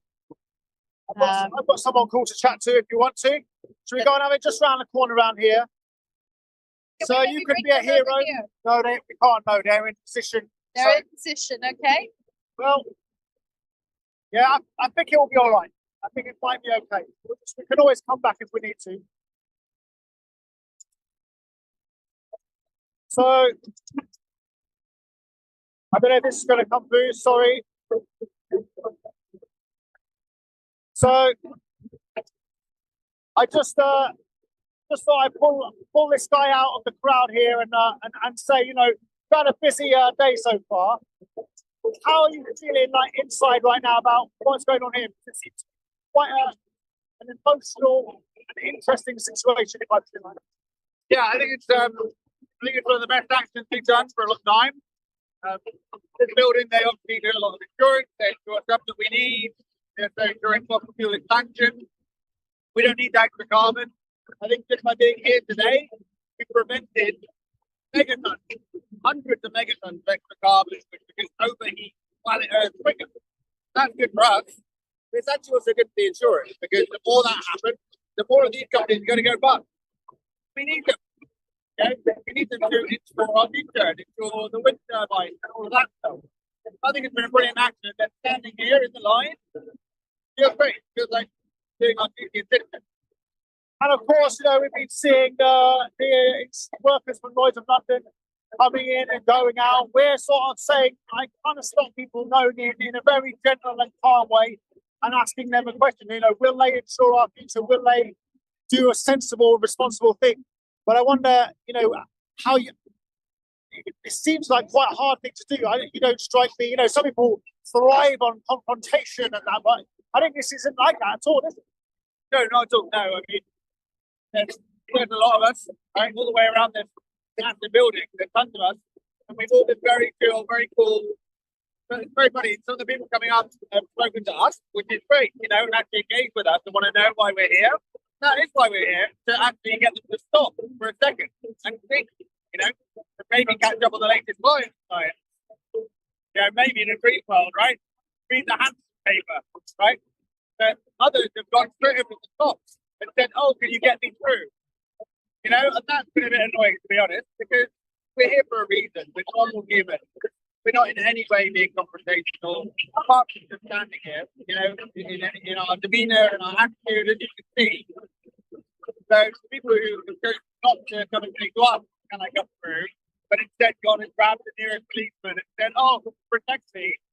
It's a very strange response. That makes me feel a bit weird, you know? Why can't they just say to me, can I come through? What are you doing here? Some people have, and that's great, and that's part of what we're doing here in the city, because we want people to have a conversation, start thinking, read up, get informed, you know?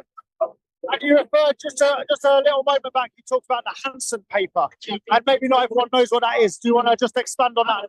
100%, yeah. So these companies, most companies, governments, they're all going on the climate science and the IPCC report, right? It's the UN, top conferences, they're all referring to that. And that's good climate science. And climate is a massively complicated system. And people are understanding this bit of it a bit better, that bit of it a bit better. So there's always new stuff coming out that's not included in that. I think they're putting a lot of their decisions here and in the government and in other places on what the IPCC say is happening.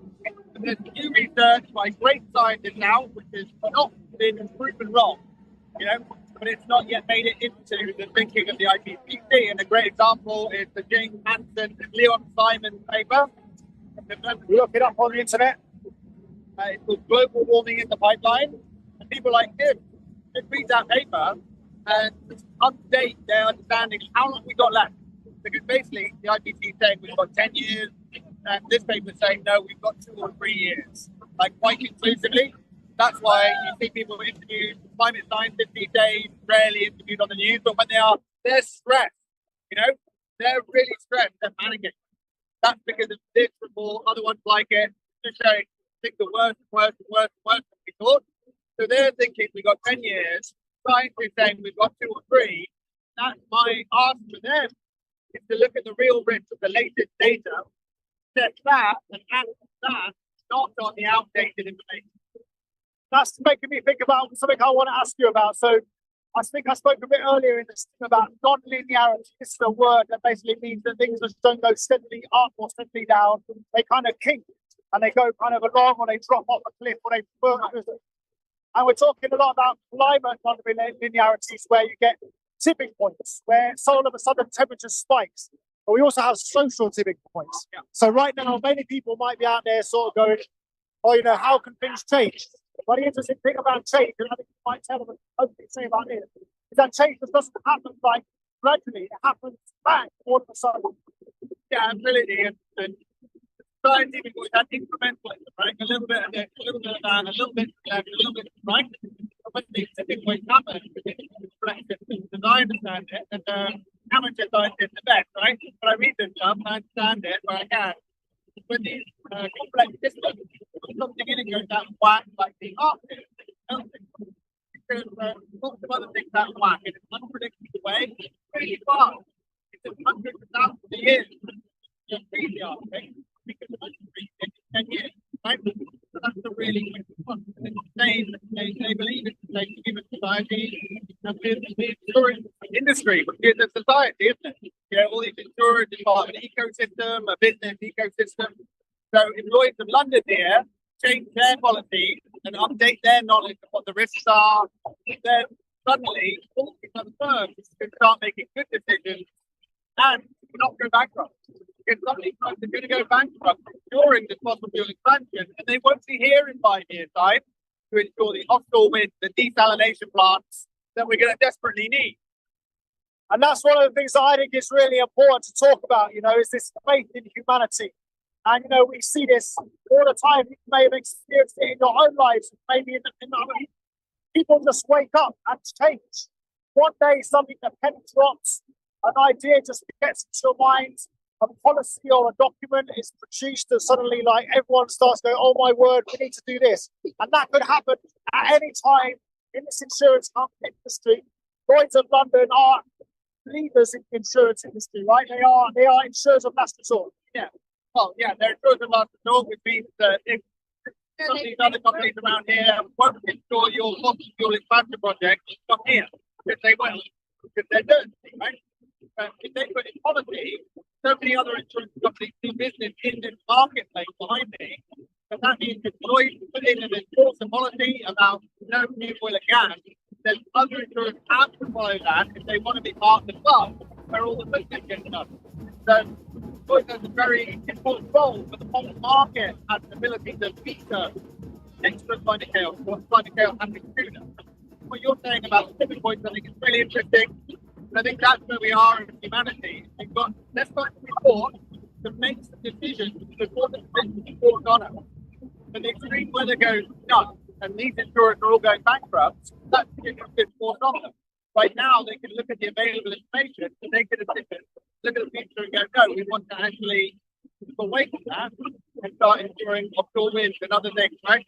And move away from the things that are going to kill their business. But once that all happens, they won't have a choice anymore. It's the same for society, British people all over the world. We've got this window where we can make decisions, and then decisions are going to be forced on us because things are changing so rapidly. That's what we're about, Extinction Rebellion, right?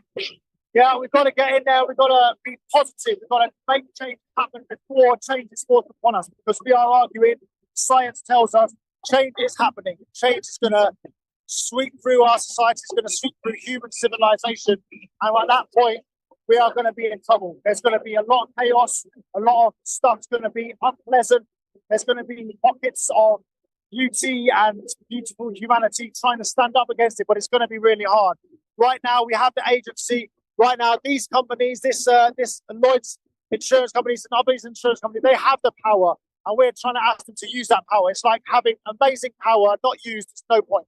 And any human being can come into these offices any day of the week and speak to them. Just go up to the reception desk and say, I'm here about the letter Extinction Rebellion has sent you. Any of these insurers, every building you see here, you walk into any of them and just say at the reception desk, I'd like to speak to someone senior. I want to see if you've got a response to the letter that's been sent to you and what you're doing about the climate. And you've got a right to do that. The more of us that do it, we're raising that pressure, keeping that pressure on. They need to look at it, think about it, make a decision on it, as opposed to just carrying on as if it wasn't happening as they happen. Thank you ever so much. It's been really good to chat to you, and I really appreciate you standing in this line for so long. Have a good rest of your day. Yes. All right, let's cruise on. I don't know where we're going to go next. We're going to go. Thank you ever so much. Keep up the good work, good people. Suzanne's here. All right, here we go. I've been hanging out here waiting for you. You take a break. Breathe a minute, yeah? Yeah?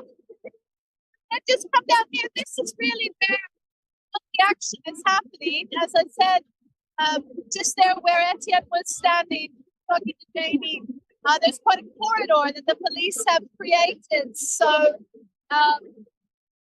we've got two ladies here who have been standing here for quite a long time.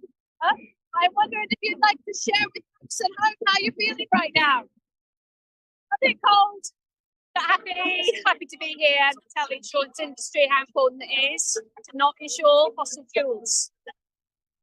How are you feeling now? I'm not cold. I feel good. I feel like I'm in the right place at the right time. It's a good feeling.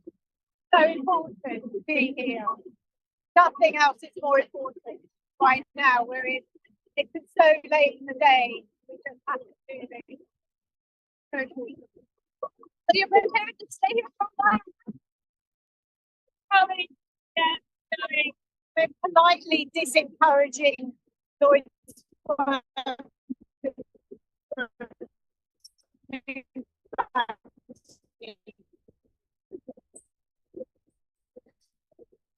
Absolutely, that's right. Night way. Yes, absolutely, and inviting them to the assembly on March the 5th. That's really great. I think that's really important that invitation message is out. That there's an invitation telling them it's closed. Yep, nice and politely. Well done.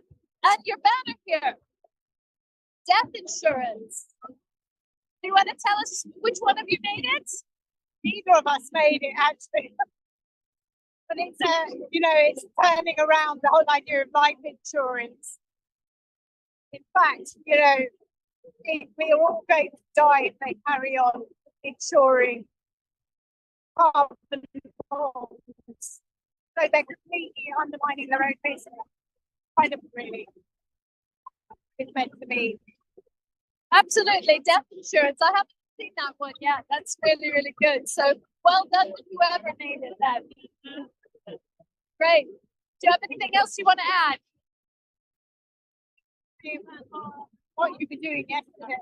Yeah, yesterday we took the message to podcasts not to insure ECOP, the East African Food Oil Pipeline.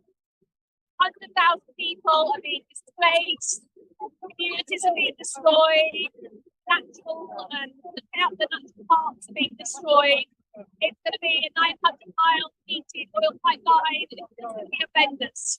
And several insurers have pulled out already. And so we're asking Covicart to please pull out. Because fewer insurance companies compared to insure ECOP, the more expensive it becomes to insure and hopefully it becomes uninsured. For all the people living in Uganda and Tanzania, we're doing that for them.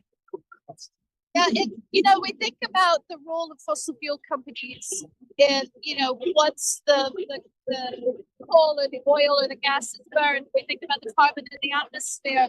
But actually that process of extracting the carbon, the oil, the gas, the coal, and transporting it through these great pipelines and things like that, that causes enormous human and ecological damage, doesn't it? There would be leaks up there. I mean, it's a death wherever an oil pipeline goes. I mean, these pipelines transverse so many beautiful places. You know, we've heard of the pipelines in the United States as well, but, you know, they send them through indigenous lands that, you know, some of the only lands in the United States that have been well preserved ecologically because they've been looked after by indigenous people. That's where they put the pipeline through. Yeah, and the indigenous people had no say in that. So we're asking insurers to respect human rights as well. So there's kind of two sides to it, isn't there? Yeah. Brilliant. Okay, well, we will move along. Stay warm, enjoy the music. Yeah.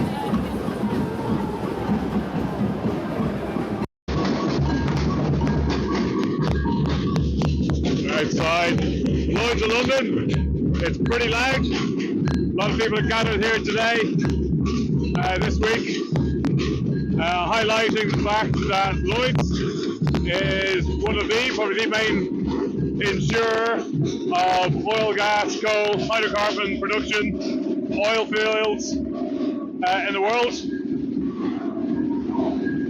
And by allowing the continuous insuring of projects that are going against science, we are heading for a very uncertain future. So everybody knows about oil companies, but it's the actual machine behind oil companies, which is finance, and insurance. And the insurance industry, by allowing this to happen, is signing our warrant for more destruction. It's all dirty money. We need to insure our future.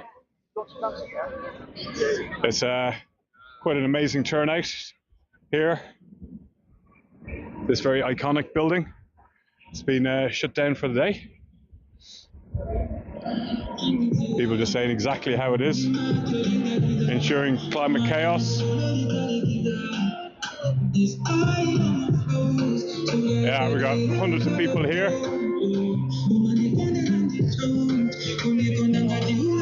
I'll take one of these. Thank you very much. There we go. This is what it's all about.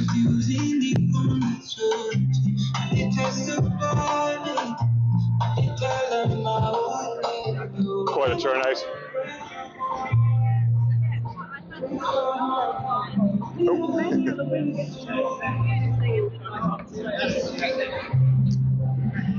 And it's well attended by both protesters and the police. Lots of information going, lots of dirty money getting handed out.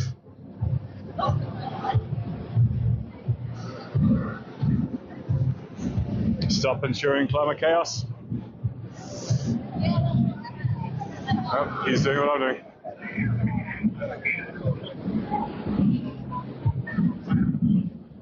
Going the whole way around.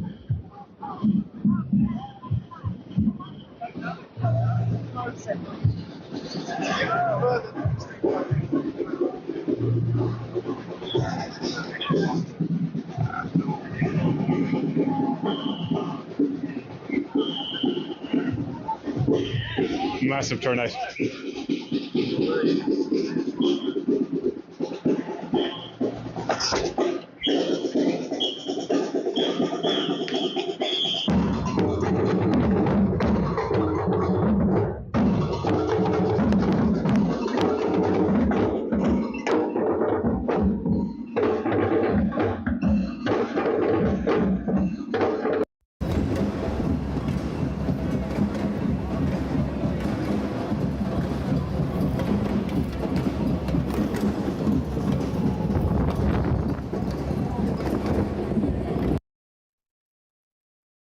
All right. So I've got with me here someone called Liz, who is we're gonna talk a little bit about what's sometimes called deliberative democracy or participatory democracy, which sounds like a bit kind of, I don't know, it doesn't sound super cool, but it is super cool because it is the future.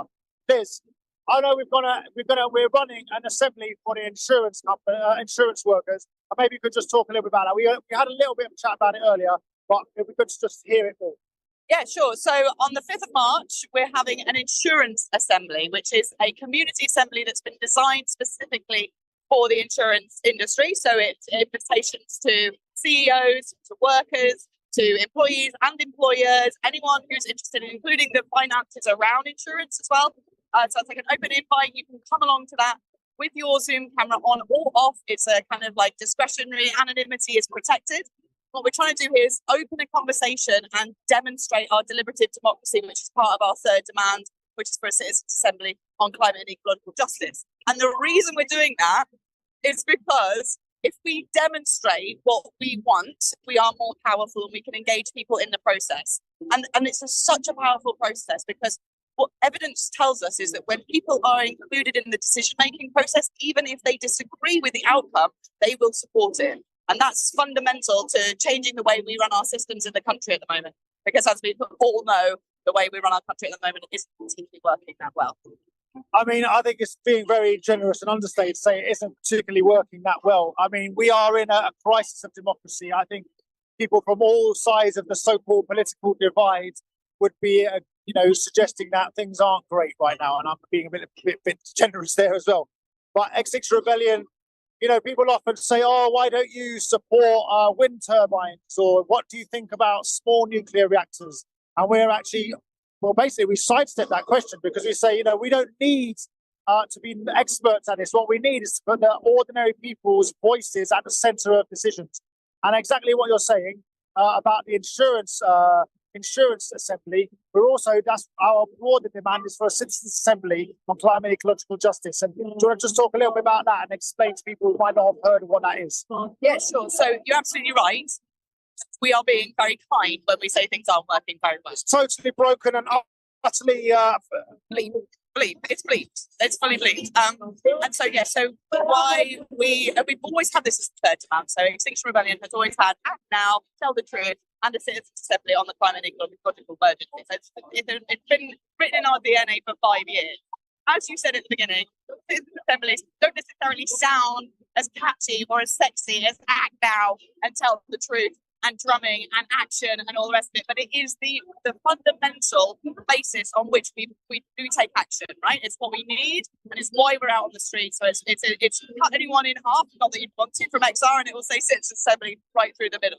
It's just that it's difficult for some people to have that conversation because unfortunately people turn off. So assembly escalation is what we're about. We are the Assembly Escalation Working Group. That's the group that I'm with, that we held an assembly yesterday just here in the centre of London. We invited people along to answer the question, how might we ensure our future?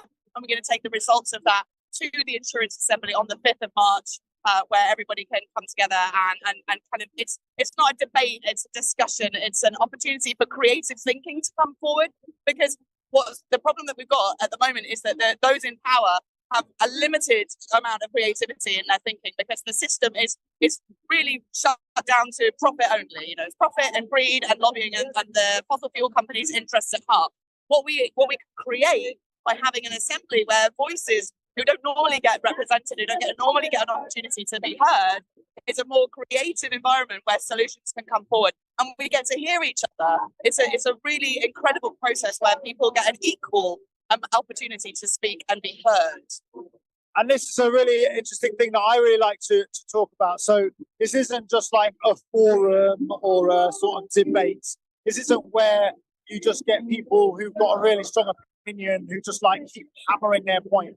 What we do in this participatory processes is we exercise what we call active listening and inclusivity. It's aimed at actually getting people who don't often speak, or who are perhaps second in line to speak, or perhaps fourth or fifth in line, who often don't get a chance to speak because someone perhaps like me is always talking and says this, that, and the other, and then everyone says, "Oh, what about this?" And someone who's perhaps quieter has been thinking about it and listening and observing might have that amazing idea or that insight that actually sets free the discussion. So we exercise this principle in our, and that's what makes it powerful, isn't it? Because it's not just, the noisiest, most confident people that get heard. Yeah, absolutely. It's about making space for people to be heard. So everyone's opinion and everyone's voice is equal. That's one of the 12 principles of Extinction Rebellion. And you're absolutely right. There are times when people who are used to speaking more ultimately end up speaking over people. And that can be a problem. And that's a huge problem in the system where politicians, with the loudest voice, we all saw the absolute complete and utter breakdown of communication in the House of Commons the other day when it was just a shouting match. It was just like a crash that had gone out of control. This system that we're using here in assemblies has facilitation. It has smaller groups that allow people to take a turn in speaking. And as you said, active listening, which is something that we had training in, and the people who are running it know exactly how to facilitate that and embed that in everything that we do. And it's principle and value as part of Extinction Rebellion. And another thing I'd quite like to ask you about is that our democracy, or so-called democracy as we have it right now, is a confrontational system. Yeah. And so basically, if one lot says this, the other have to say that. It's very rarely they agree. And sometimes they seem to agree on things that are really not cool because they somehow feel that if they disagree, it will look bad. In these participatory democracy processes where you get like people really listening to each other, it isn't about confrontation. It's not about winning the argument. It's about bringing together all these different ideas and melting them and really. And very often what we really get down to, what I like, is the idea of like trying to meet needs rather than trying to win arguments, trying to meet the needs of people. What do people need in this situation? What do we need as a society? What do individuals need out of our society? And I think that's what's super cool because we've kind of lost track of that. Yeah, absolutely. The current system is in opposition. So one party must be in opposition to the other. It creates confrontation and a competition environment always. So actually, like when you start to break that down, it's going to end up in a failure because it's very binary. It's like right and wrong, and it's actually the system needs more nuanced and creative thinking, and we need those voices of people who are often the quietest and the marginalized voices who are misrepresented or underrepresented or not represented at all, who are being immediately affected by the systems and the decisions that are being placed by those in power, right? So if you start to create a space, hold a space, and use a system, use tools, deliberative tools that empower those voices and include them in the decision-making process, then you're onto a winner, you're onto a game changer. And so what we're talking about here is grassroots organising. So anyone can set up a community assembly in their local area on an issue that's important to them. So say you've got some local traffic issues in your area, you might set up a community assembly to discuss those. There was a great community assembly in Brighton recently to discuss the 20-mile-an-hour speed limit. People got together from all different types of community groups, so then cyclists, walkers, drivers, all came together to discuss and to become more informed because there's an information process, you get access to expert opinion, you get to know more about it and then just discuss it, and then you're together on the outcome. So that even though you might disagree with a 20-mile-an-hour speed limit, you've heard the voices of people who are affected by that negatively or positively, and you're more informed then about going with a decision of a majority that you've been part of. And that is magic. It's an amazing thing to behold, isn't it? I just want to say, Liz, thank you for talking to us here. Thank you for your work. I can see you've got some leaflets here. We're going to be getting people to try and come to this insurance assembly. You're welcome if you're watching to come along as well. And we're going to carry on, but thank you so much. See you. I'm going to pass over to Suzanne now. Okay, great. Well, I thought that I lost my interviewee here for a minute because this is somebody who's doing outreach and he ran off and he did some outreach while we were waiting. Oh, yeah. So tell me, what group are you in? I'm with XR here in the UK, also back in Austria, and joining Fossil Free London as well for a few actions. That's amazing. So are you here? Do you live here in London now? No, just came for a visit. Oh, that's extraordinary. You came all the way for this. Yes, that's right. In support of Insure Our Future, in support of the actions happening at the International Energy Week. Lots of stuff happening here. You're lucky, in a way. But it's really good for us to remember that there are things happening elsewhere as well. So have you got a lot of actions going on in Austria? A little bit, there's not that much bank and finance and bustle, but there are a lot of infrastructure projects being built. A lot of like land that is being covered in tarmac or tourism hotspots, new alpine regions being explored. So it's more that kind of stuff. Right, okay. Well, I grabbed you off the street because I saw you handing out things. So I'm wondering if you could let people know what you're handing out, why you're doing it. Yeah, for sure. I'm handing out flyers that look like dollar bills, right? They look like 20-pound bills. And the way that works is that I'm speaking to people about what is your interest in looking at this protest? What is your interest in joining today and in waiting for a moment and getting your phone out? Why are you interested in learning more about this? Are you interested? And by engaging them in a conversation, I'm able to show that we're not just saying something out of the blue, but we're actually interested in hearing what people have to say as well. So have you had a chance to have some conversations with people today? Yeah, some people were a bit reluctant to share their voice because I think a lot of people feel like they're on the other side. Because they're working these kind of jobs, they feel alienated.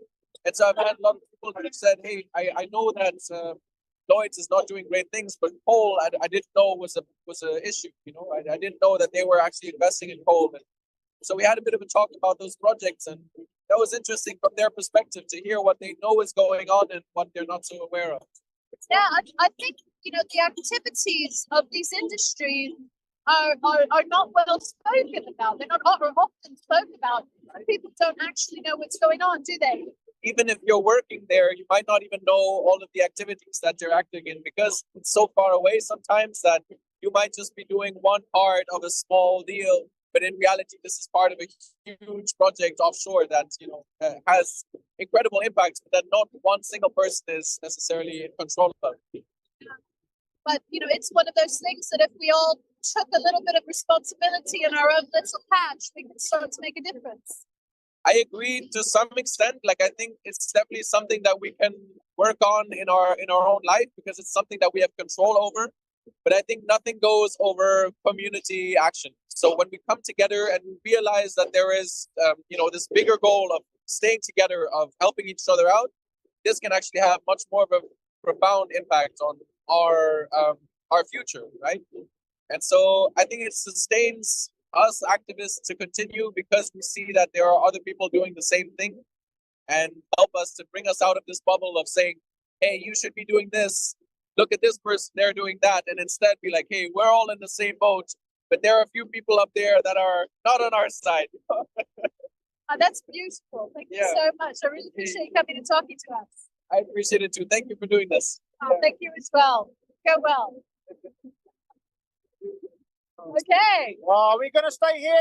We've got a good view, haven't we? We can see the whole building, our beautiful signs. I'm joined here by a friend of mine called Pete. He's an air quality scientist. Welcome, Pete, to the live stream. The reason I wanted to call it, I spotted you having a chat with someone who seemed, in my view, to perhaps be involved in the local industry around here, which seems to be insurance. And you said to me that you've been chatting to a few different people, and I wonder how it's been going. What's your sense of how those conversations have been? Because I know you're good at this as well, and it'd be interesting to hear what your takeout so far are. Yeah, I've got my lab coat in my bag. I've taken it off, and I've got my umbrella to make myself look a lot more like an insurance worker. Oh, and this helps quite a lot. I've found that a lot of conversations have been with people who are frustrated with the lack of ability of having conversations within the power structures of their business. So you have a look at a building like this, and it's got layers and layers, floors and floors, and it's exactly the same within the power structure of the businesses. So if you're working on the ground floor, you can't talk to the people on the top floor or any other floor in between. It's a kind of culture there, which is that it's above your pay grade or it's below your pay grade, whereas you can only have conversations with people on your strata. And then this is a big problem with people who work in the industry. Saying that, that's not the only problem. They have a problem with information as well. So they're getting a lot of data. They're not getting all of the right data. So they're not getting enough information about what the climate science says, what the social science says, what the ecological science says, about the pollution and about the near-term risks. So they're aware of a lot of the risks of the future, but the idea of the scale and the immediacy of it is just not there. So that's interesting. So you're saying they've kind of got a sense of what's going to go on in the future, but they're not really kind of connecting with it. And there's also a piece missing about the fact that this is going on like right now. And I'm guessing some of them are missing the idea. It's already extreme weather events that destroy their industry. Yeah, right. So I mean, if you're talking about an insurance company thinking about the future, a lot of these people say they think about the future based on the past. So that their ideas about how to make change are all based on what's happened before. Their models are only based on things that have happened before. So to base an economic model on something that's happening in the future requires joined up thinking across all disciplines. And they're not doing that. So they know that. They know it. When I talk to these people, they know it, but they are still scared because they don't know how to access all that information. So they kind of know, but they don't want to know, or they know that there's something to know, but they're not quite knowing it. Yeah, they're a bit worried about facing reality, as everyone is. And a lot of the people here who are young look very uncomfortable in their suits because they feel they have to perform. They have to act in this kind of way. And so it's all a performance and it's all an act. You get huge amount of suicide in a place like this because of the lack of identity. The identity crisis of young people in this industry is very rickety. And speaking with young people here, you have to have that in mind because they are shit scared of their own identity, about the inability they have to make change, to make an impression on their bosses, to improve where they are in the company. And they don't feel that they have a voice. So I sort of think in a way, and I guess this is happening all around, people are kind of looking sideways at each other, kind of going like, do you know what's going on? And they're kind of like, yeah, but we've still got to keep doing this thing each day and every day, participating in what they know is not right, but they kind of just got to keep going, right? Yeah, that's right. In this kind of industry, you don't want to take risks within your own company, right? It's about risk. And if you make a change, like a change in direction, that's a huge business risk for them. Their business is about business risk. So they are really worried about making their own business risks because of the cost of their business. I understand that. But unless they understand also that their business will implode if they don't change, they're just gonna sit on a sinking ship. It's kind of ironic, isn't it? Because you're talking about this perception of business risk overcoming or overwriting the actual risks, which are, totally profound. So when you've been chatting with people, have you been getting like a good reception? Have you been like, I guess it's fair to say there's some fairly grumpy people around, but also really when you look around, most people are like, actually, what's going on? They're interested and they kind of curious, and at the same time, all look a bit busy, and sometimes they look on their phones, like, I'm too busy to talk. But again, when you're having these conversations, have you felt like, we're kind of making progress here? There was one conversation I had earlier, which was really interesting. It's a young black woman, and she was standing quite a long way away. And I asked her, are you working in the area? She said, yeah, I am. I said, do you want to talk about what this is about? She said, yeah. She said, before I said anything, she said, two of the people in my business work on environmental risk. They know about all this stuff, but they were taking the piss out of it, environmental activists. And I thought, you pricks. But I don't know how to talk to them about it. I said, I'm pretty glad you were able to tell me about that. And I can understand that's really difficult in your position to confront people like this. But she felt that having a conversation with me was some huge weight off her mind. And I said, if there's anything you can do, if there's anything you feel you can do about this, it's not to have confrontational conversations. Just tell people about how you feel in your business. And she really appreciated that. And I think that's one of the things that over and over again, so how can we be authentic to our understanding of what's going on? We've got to act when you know about it. So I can see, I think we're going to have to go and change the subject here. We'll go and move along. But Pete, I wanted to say thank you because actually this is how we win, right? One conversation after another. You're doing a great job. I just want to ask, got one last thing to say. It's not all about the protest. It's about what happens outside. It's all about what happens outside. Thank you very much. All right. Thank you, Pete. Catch you soon. Over to Suzanne.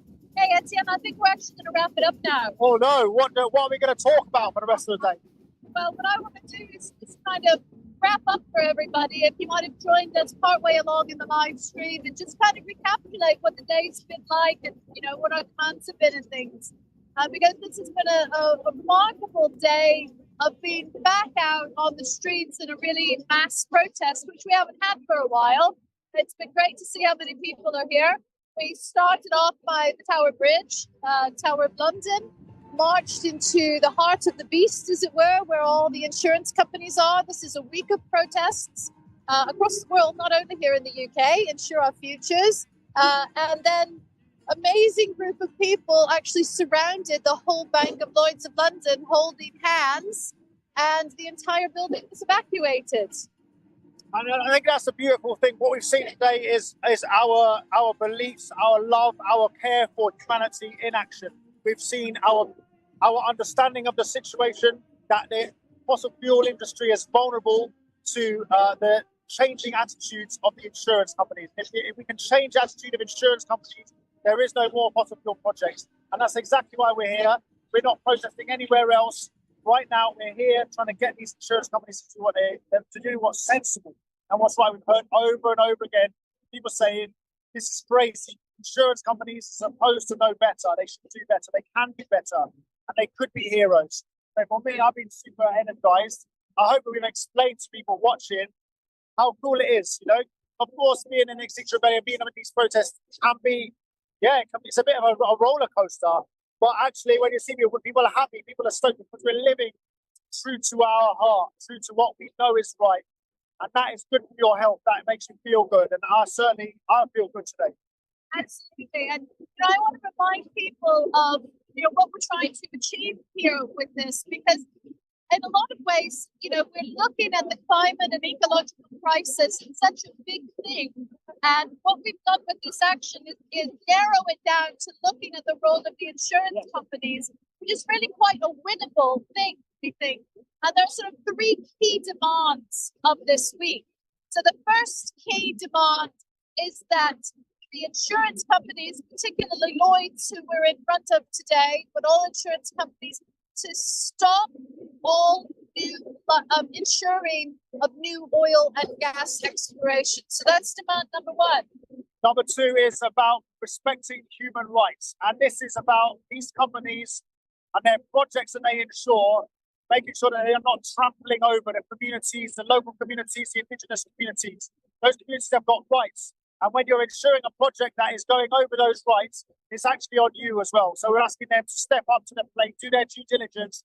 Our projects like East African Crude Oil Pipeline, Trans Mountain X, West Cumbria Coal Mine, are these projects respecting human rights? Very often, unfortunately not. And the third one? Absolutely.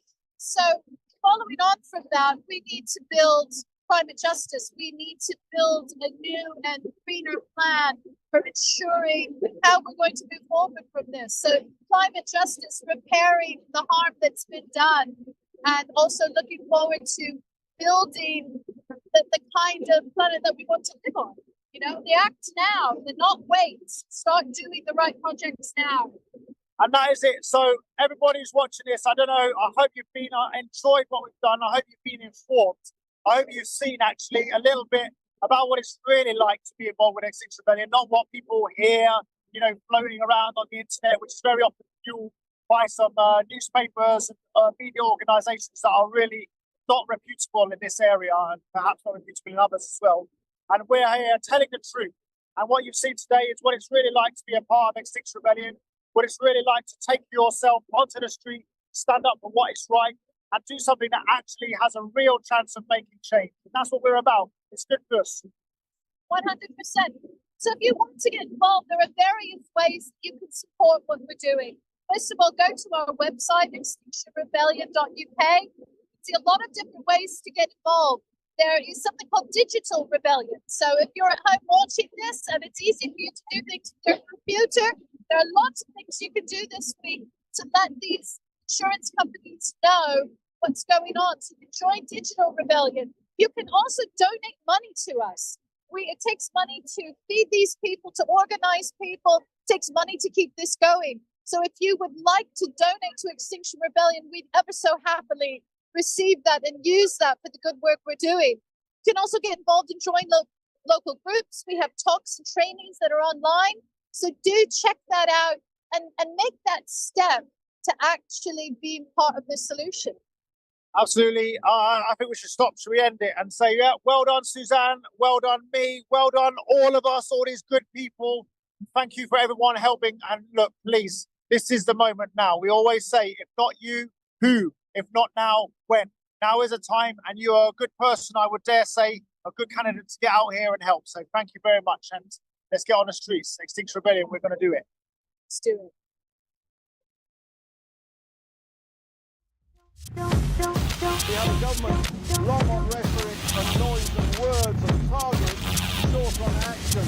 A government talks about it being evolution on the one hand and says it's leading the world into that top conference, but on the other hand, still hasn't put a stop to a deep coal mine potentially being sunk in West Cumbria, still talks about a £27 billion road investment programme, and still has done nothing to stop potentially a large new oil and gas field opening up a Canberra field just to the west of Sheffield.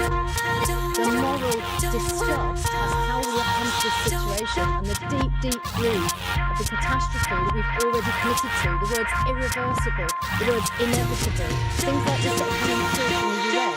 We can't have these kinds of